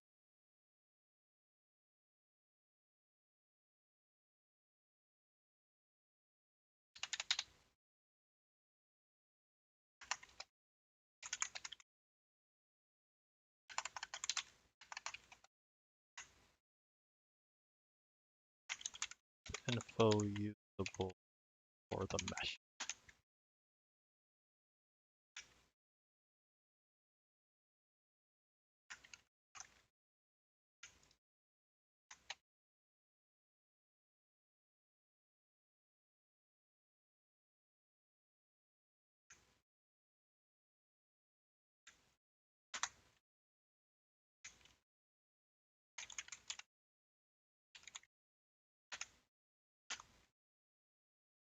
Distance meter.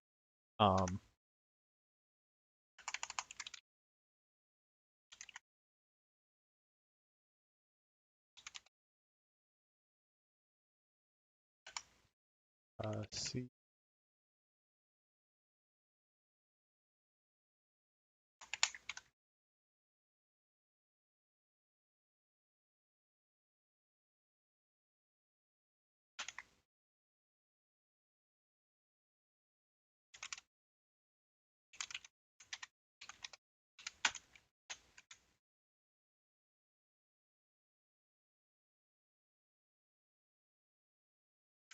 Yeah, I'm gonna be late.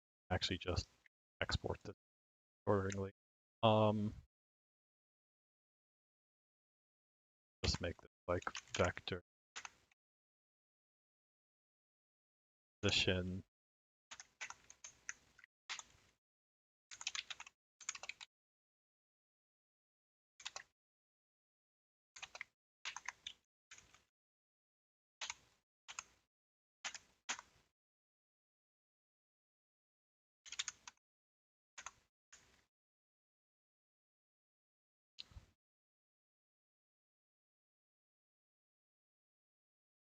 So yeah, let's turn the turn axis back to just normal.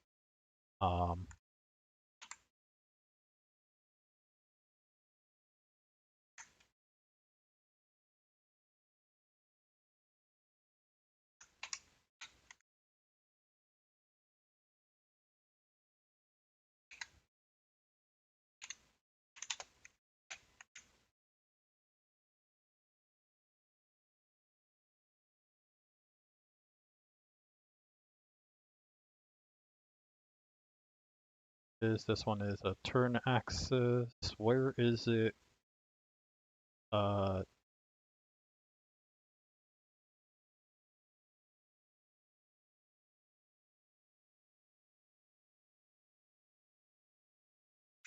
Okay, so go to definition.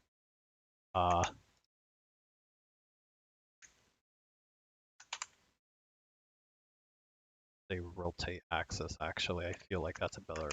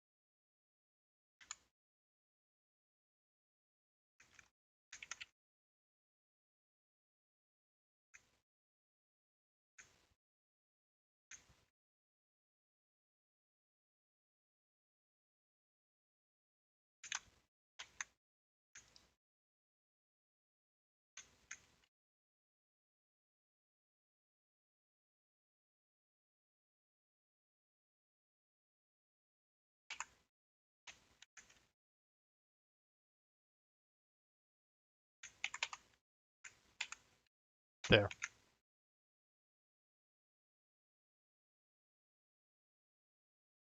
Does a cosine axis have to be calculated here? No, it doesn't.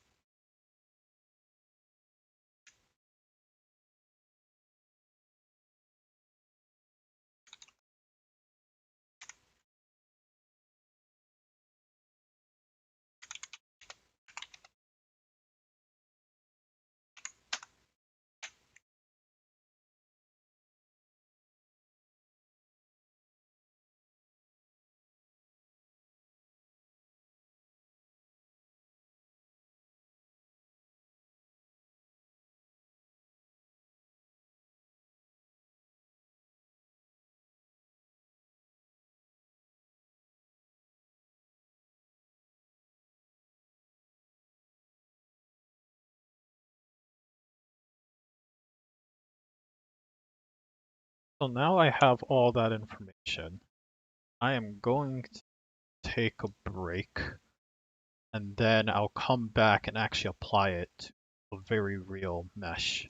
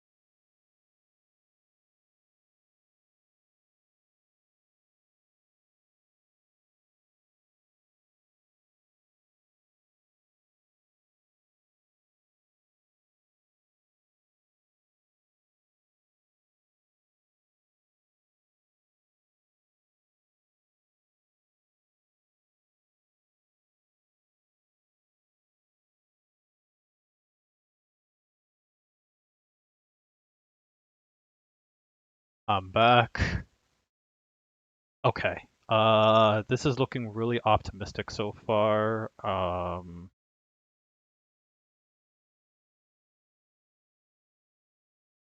Yeah, I think I'm gonna leave.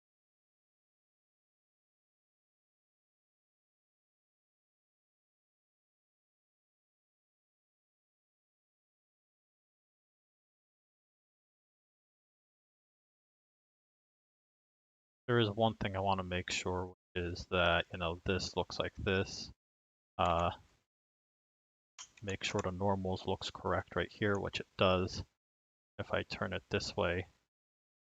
Okay, yeah, the normals and the tangents all look right, so that's good. Cool. So let's actually apply this to a mesh.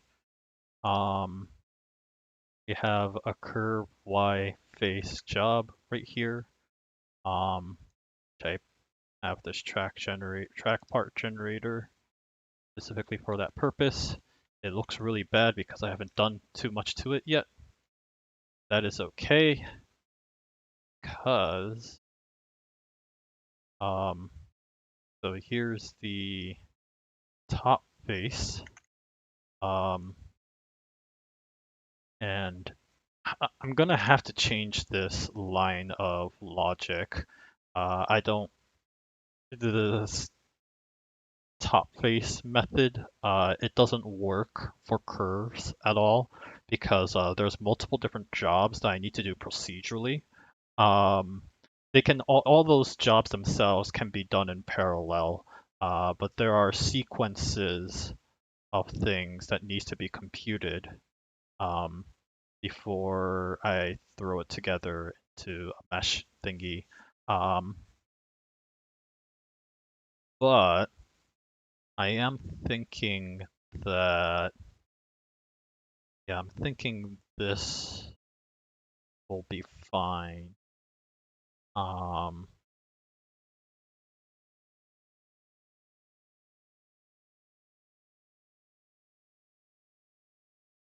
so like, for example, in because the original job was fairly simple, this whole for loop could be done individually, but based off of this curve info, if I calculate that curve info early in another job, I guess, then I can use that to get calculate each segment of the track, and that will be a lot faster because I do plan on making these um, the layout of the track to be more complex over time. But anyways, I'll worry about that later. Get dimension offset, fill out the vertices. So right now it's assuming that there are 4 vertices. This is definitely a constant that we want to get rid of. Number of indices in the triangle array per quad mesh. There's going to be 2 quad meshes for boxes. There's going to be a lot more for this. So this is a bad assumption. Um,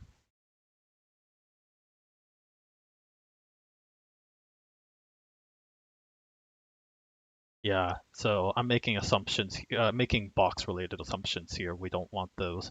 But anyways, let's get dimension offsets here. Let's do calculations here. Back these calculations. Uh, right. Okay. Okay. Um, right. Go to definition of get dimension offset. Um,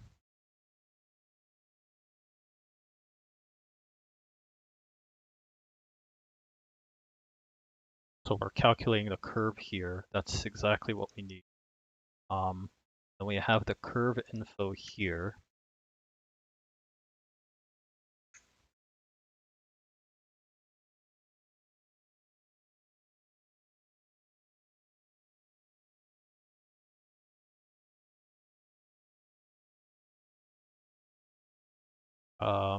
This looks fine. Curve info. So, ah,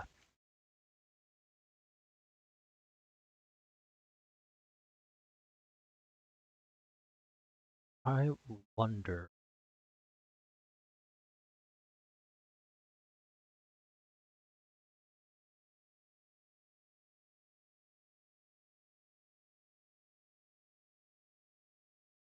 Does jobs just first compile?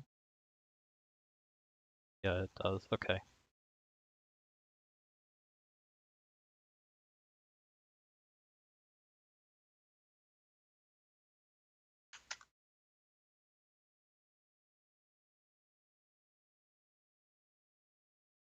No, where is the quad mesh job? I could probably first compile some of these static functions.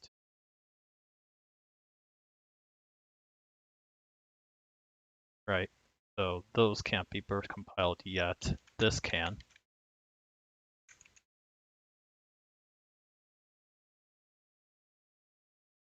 Probably this one too.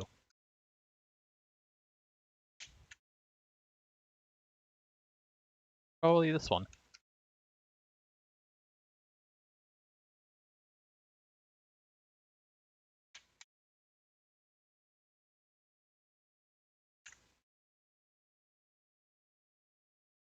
Oh, that won't compile anyway. But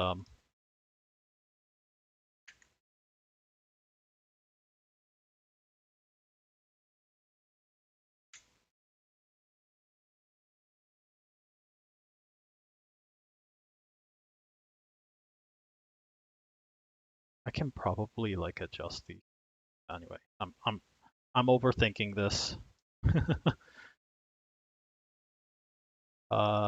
Curve can be an in.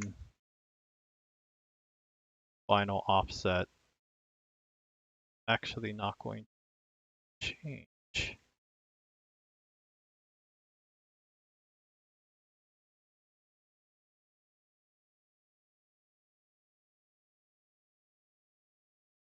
Oh, and whoops.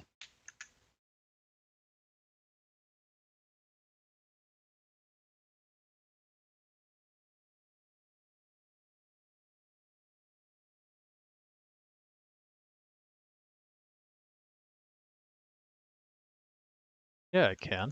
Well, what is it complaining about? Right there. Anyways, curve dot get point. In this case, I want one. Um,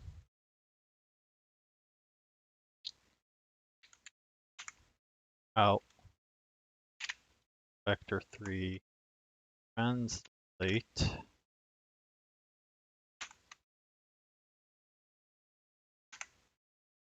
rotate and this float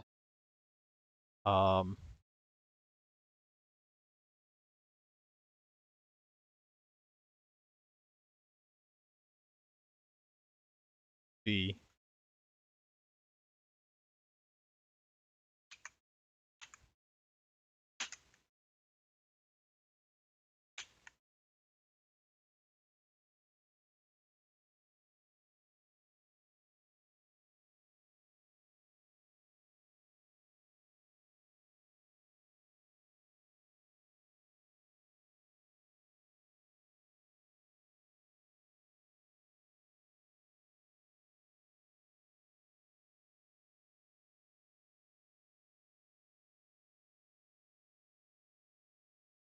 Sim one actually quite similar to 0. That for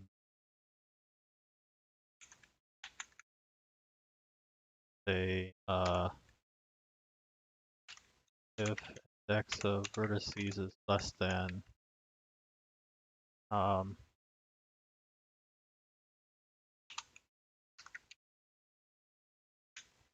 turn,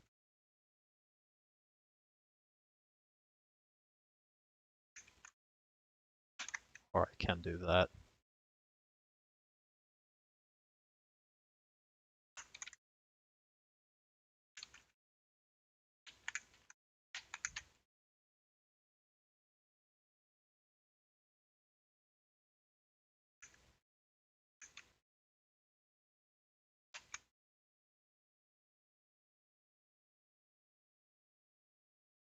I don't understand this. You can clearly see me cut, and the paste doesn't work.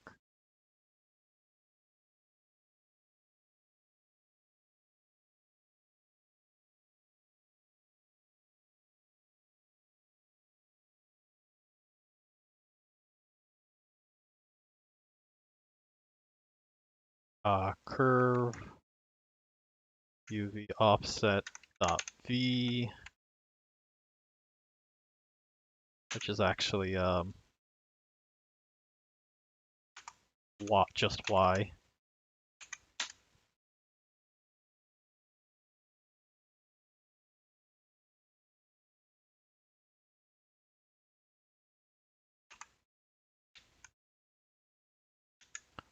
There is a way.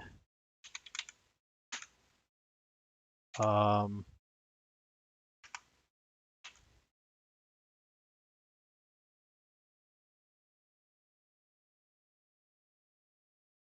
Unity matrix. There is a way in a matrix to combine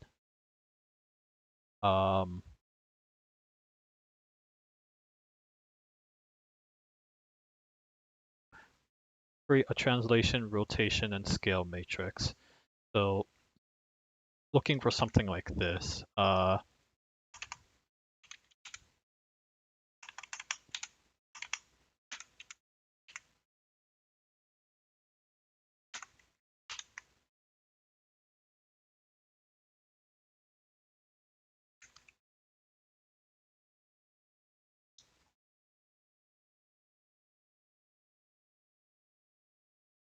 Yeah, let's see if there's a float 4x4. Yep, float 4x4.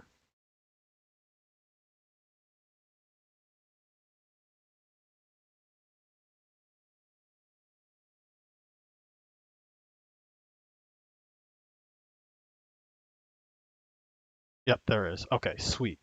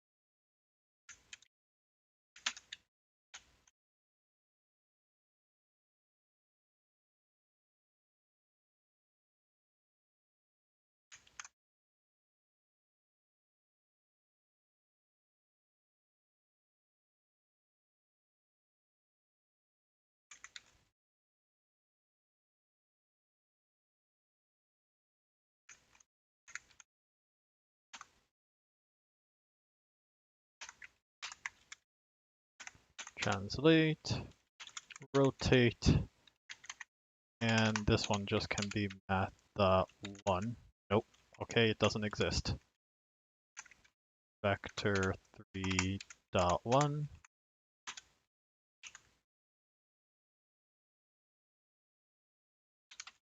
Calculate the vertex offset. Then the world offset is basically matrix times offset. No?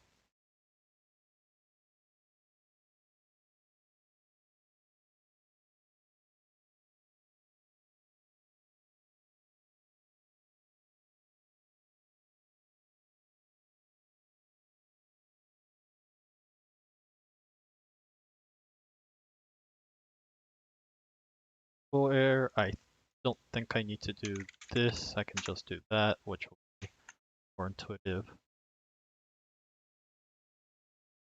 Me.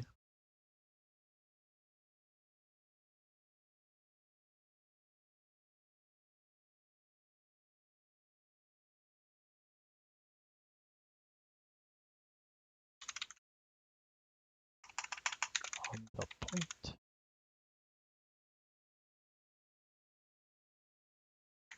Calculate vertex position.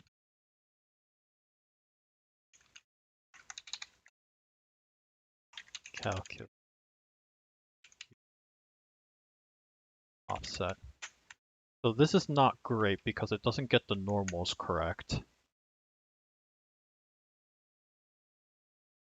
Right, because these are supposed to be ins now.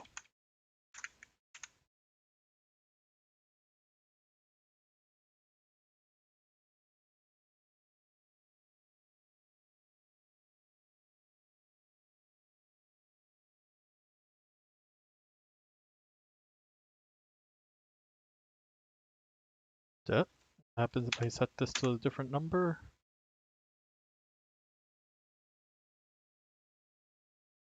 Okay. That's because unsupported return type get vertex offset.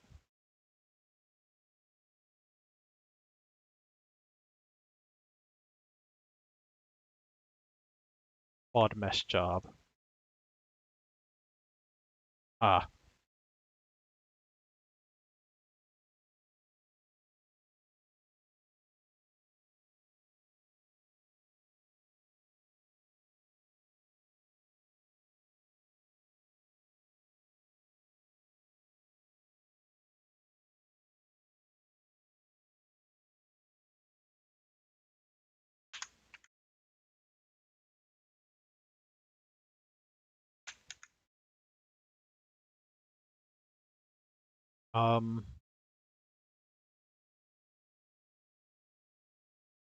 I don't remember how to prompt this.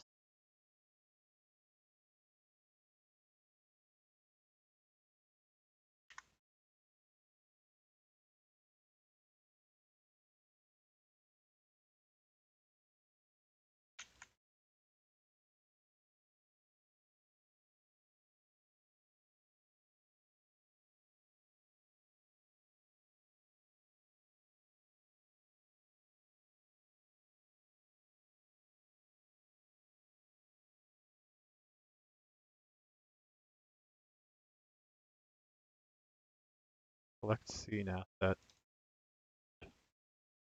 Uh,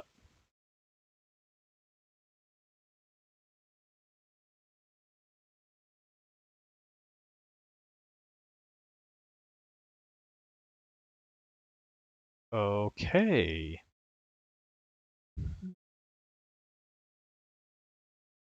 It moved it backwards for some reason. Why did it do that? Maybe I don't understand the matrix calculation too much. Um, hmm.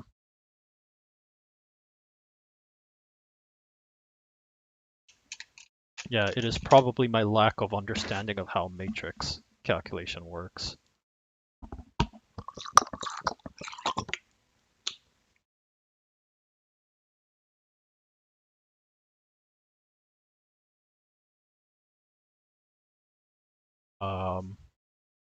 I can use this test curve, calculate what the heck is going on, because it looks almost right.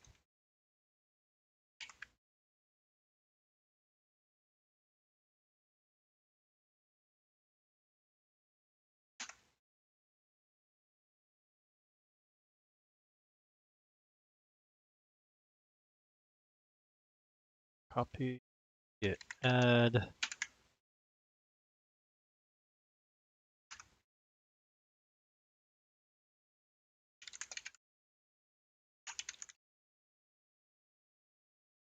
Adding verse compile to static function quad job could probably optimize even further.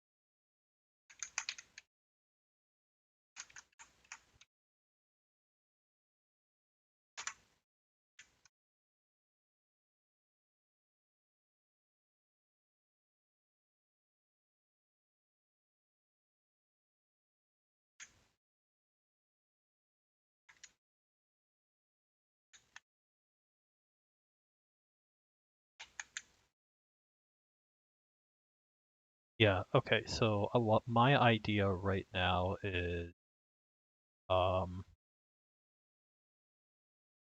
to create a matrix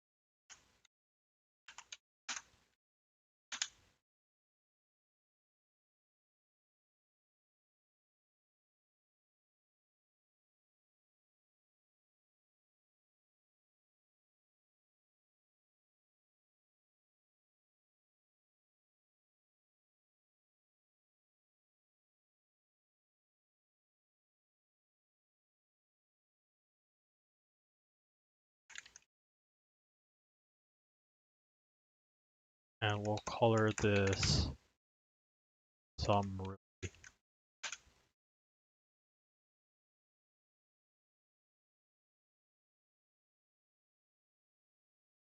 arbitrary color.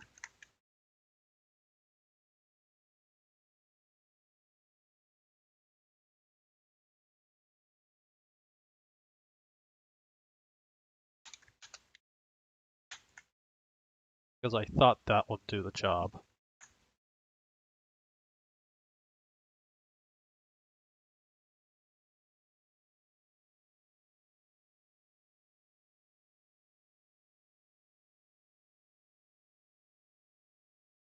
And the answer appears to be oh.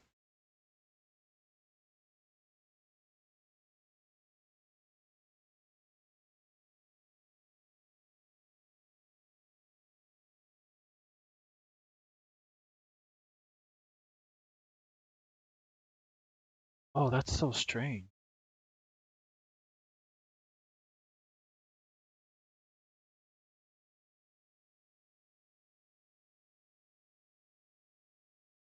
So it does calculate the curves correctly, but it seems to continuously multiply as it goes along.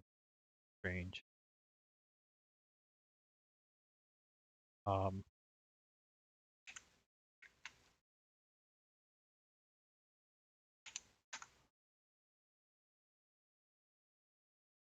oh, that's because I'm using the wrong value. Whoops.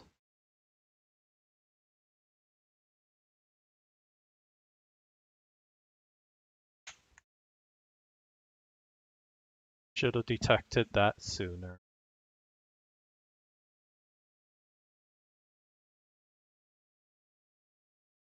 Okay, no, it's still not working.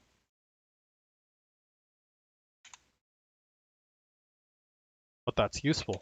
That is good for me to understand why it's not working. Gizmo setup some specific bizarre way. Yeah, 3D icons are turned on.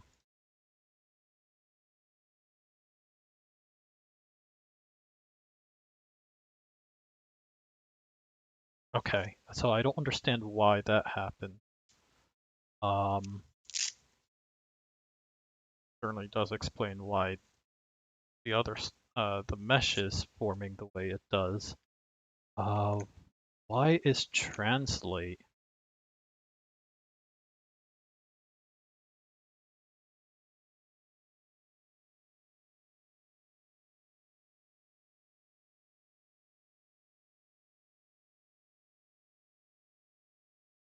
So let's remove Quaternion for the time being. Rotation, let's change that to just Quaternion identity.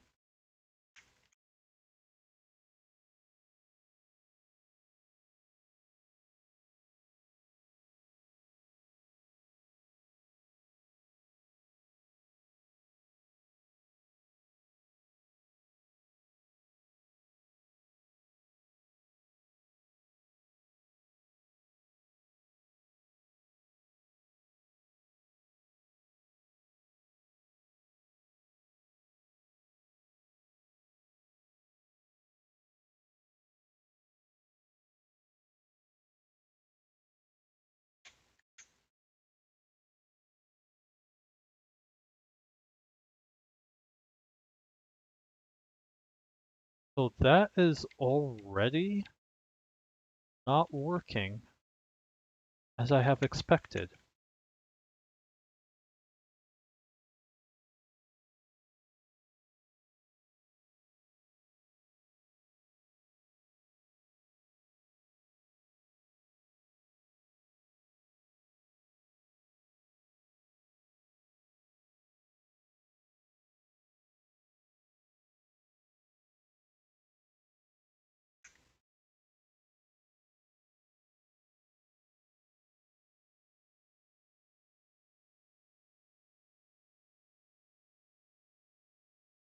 Transforms a position by this matrix.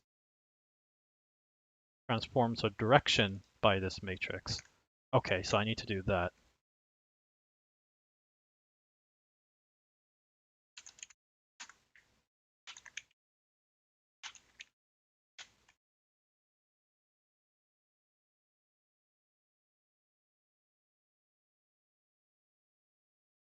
There, okay, that is acting as exactly as I expected.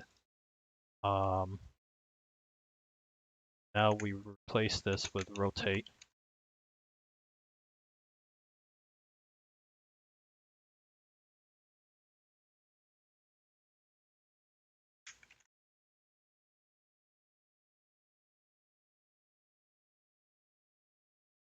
There we go. Okay, this is all working exactly as I have expected. Um,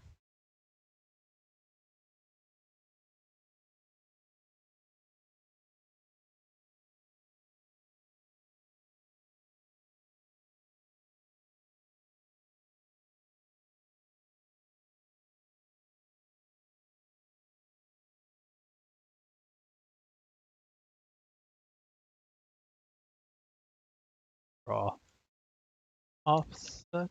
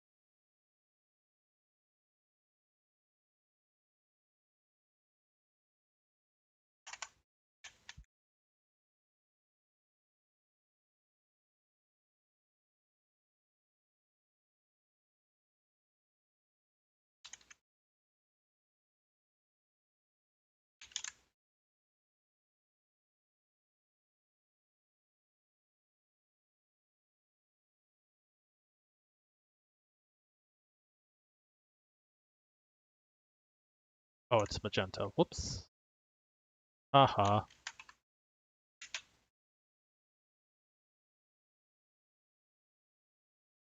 Not that it significantly matters, but I care.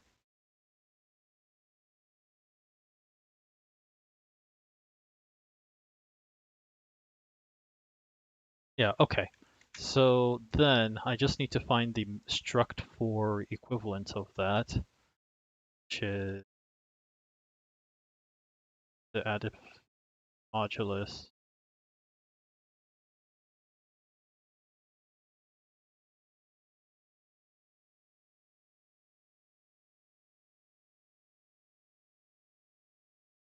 Multiplier returns, component-wise multiplication on um,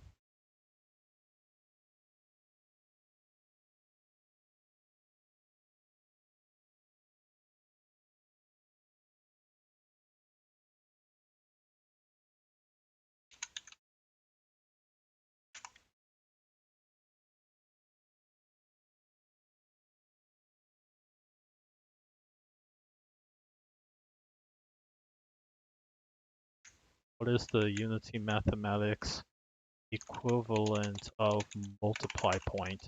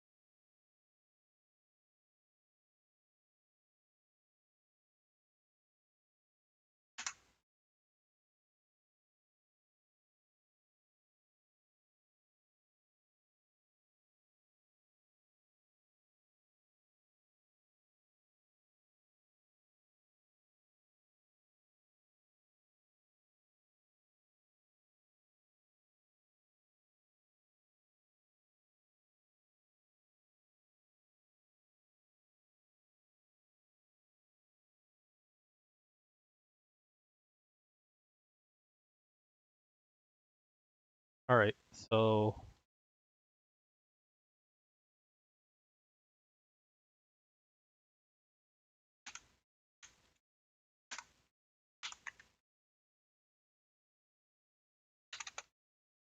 not the most confusing thing.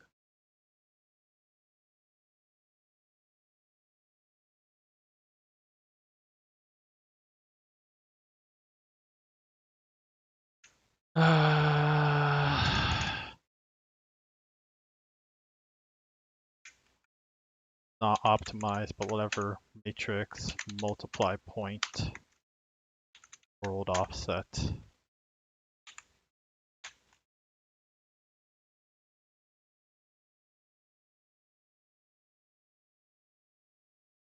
Feeling that will make Unity happier. The last thing I need to do is get the normal working correctly. So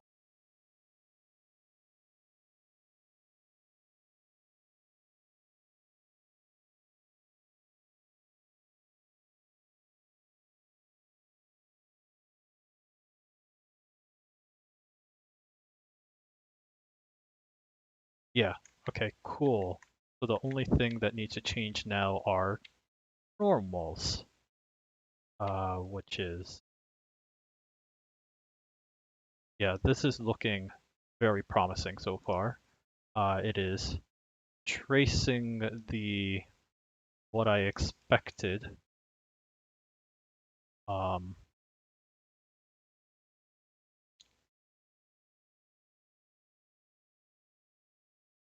right. Where in this curve face jobs are normals being calculated? Get normal.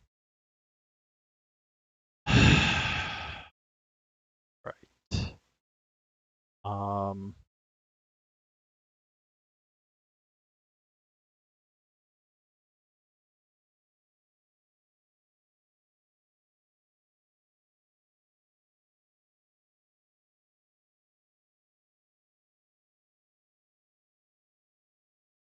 get dimension offset.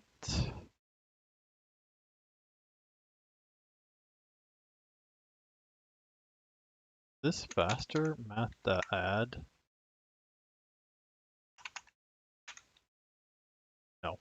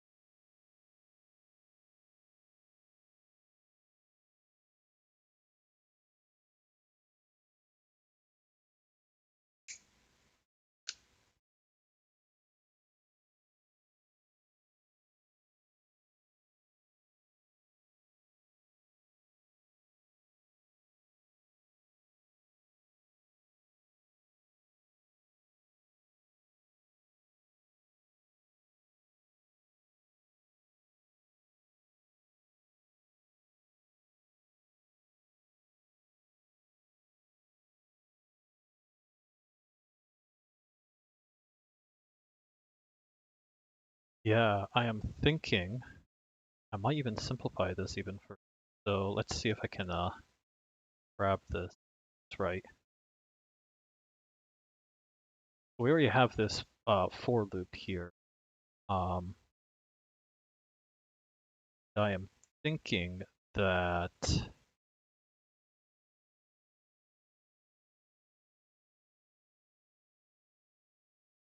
get the info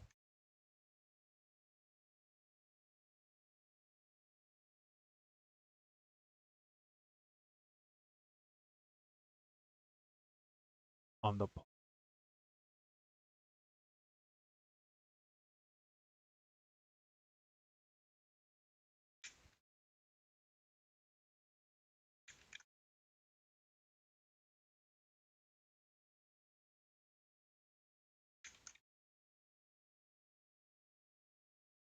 for this, it'll be I divided by 2, I think.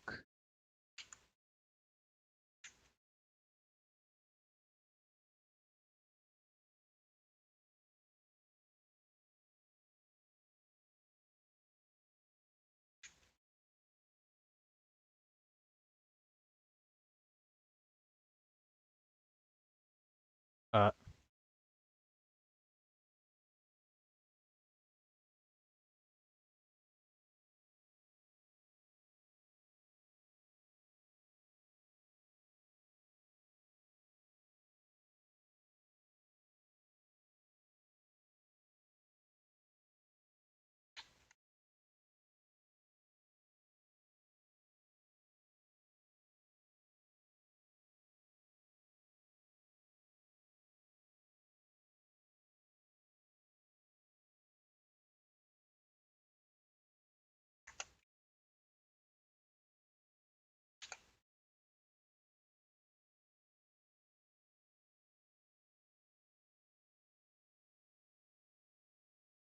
In fact, we don't have to do this all the time if we know each subsection. Yeah, we don't need to compute, like we want to reduce the number of times we're computing get point. So there's probably ways for me to further optimize this by having, it's gonna have 2 loops inside, but at least the second loop is just going through the profile of it, but still. Let's test if this does anything.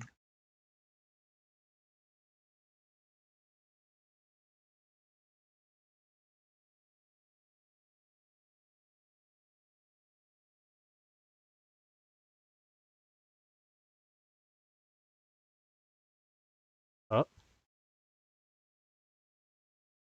why did it do that? Because I don't need this anymore.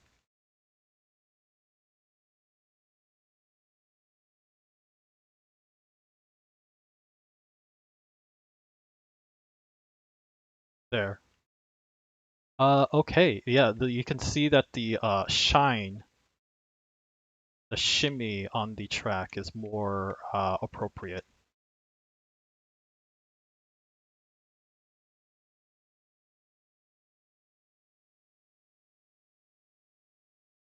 So there are some weird artifacts going on here.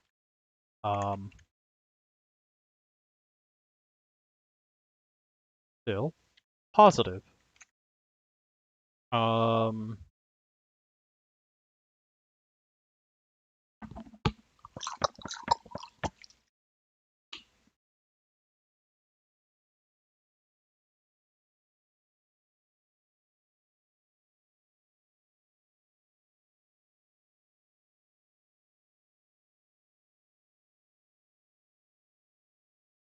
Yar. Okay.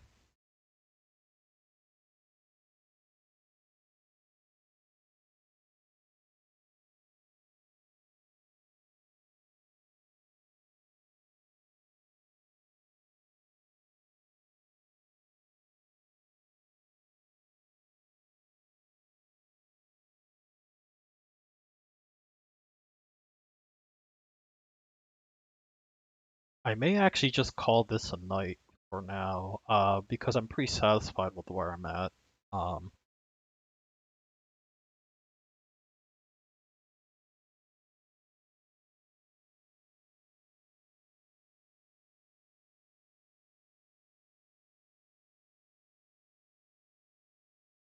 the triangles part is going to be very, very awkward.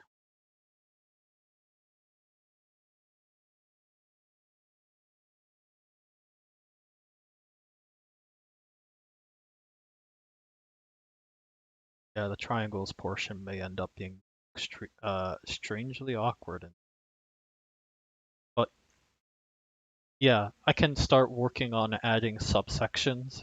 So I can try like adding subdivisions to this curve. But like the fact that the curve calculations is working makes me really happy.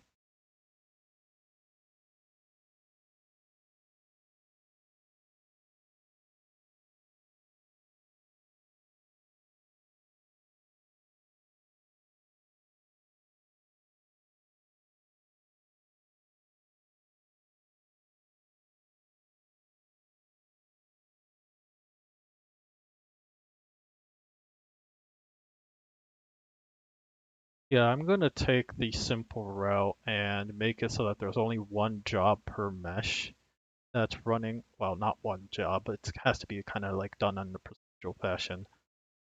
Not procedural, sequential fashion. Um, but yeah, I'm thinking I'm just gonna do, thinking it's just gonna spawn like one or two jobs per mesh or per face of a mesh for now. It would be a lot easier for me to do so per vertices, um, because each vertex has like really has a lot of information, and just being able to calculate all of them perpendicular, all of them at once would be easier to do. But I think for now I'm kind of happy with this. Yeah, like the vertex, UV, normal, and tangent, um, and index for that matter. Well, face index is a separate calculation, so that one might actually have to be put into its own thread. Like if there's a way for me to calculate positions in a separate thread, so that once I have a curve point, um, that it's becomes its own thread and then just plops all the points in appropriate location inside a job better.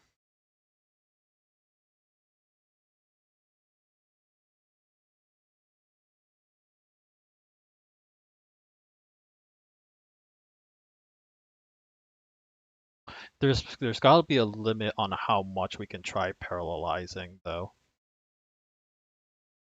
I think the best place, yeah, would be just kind of get the whole thing working. Anyways, I am practically closing up shop. So,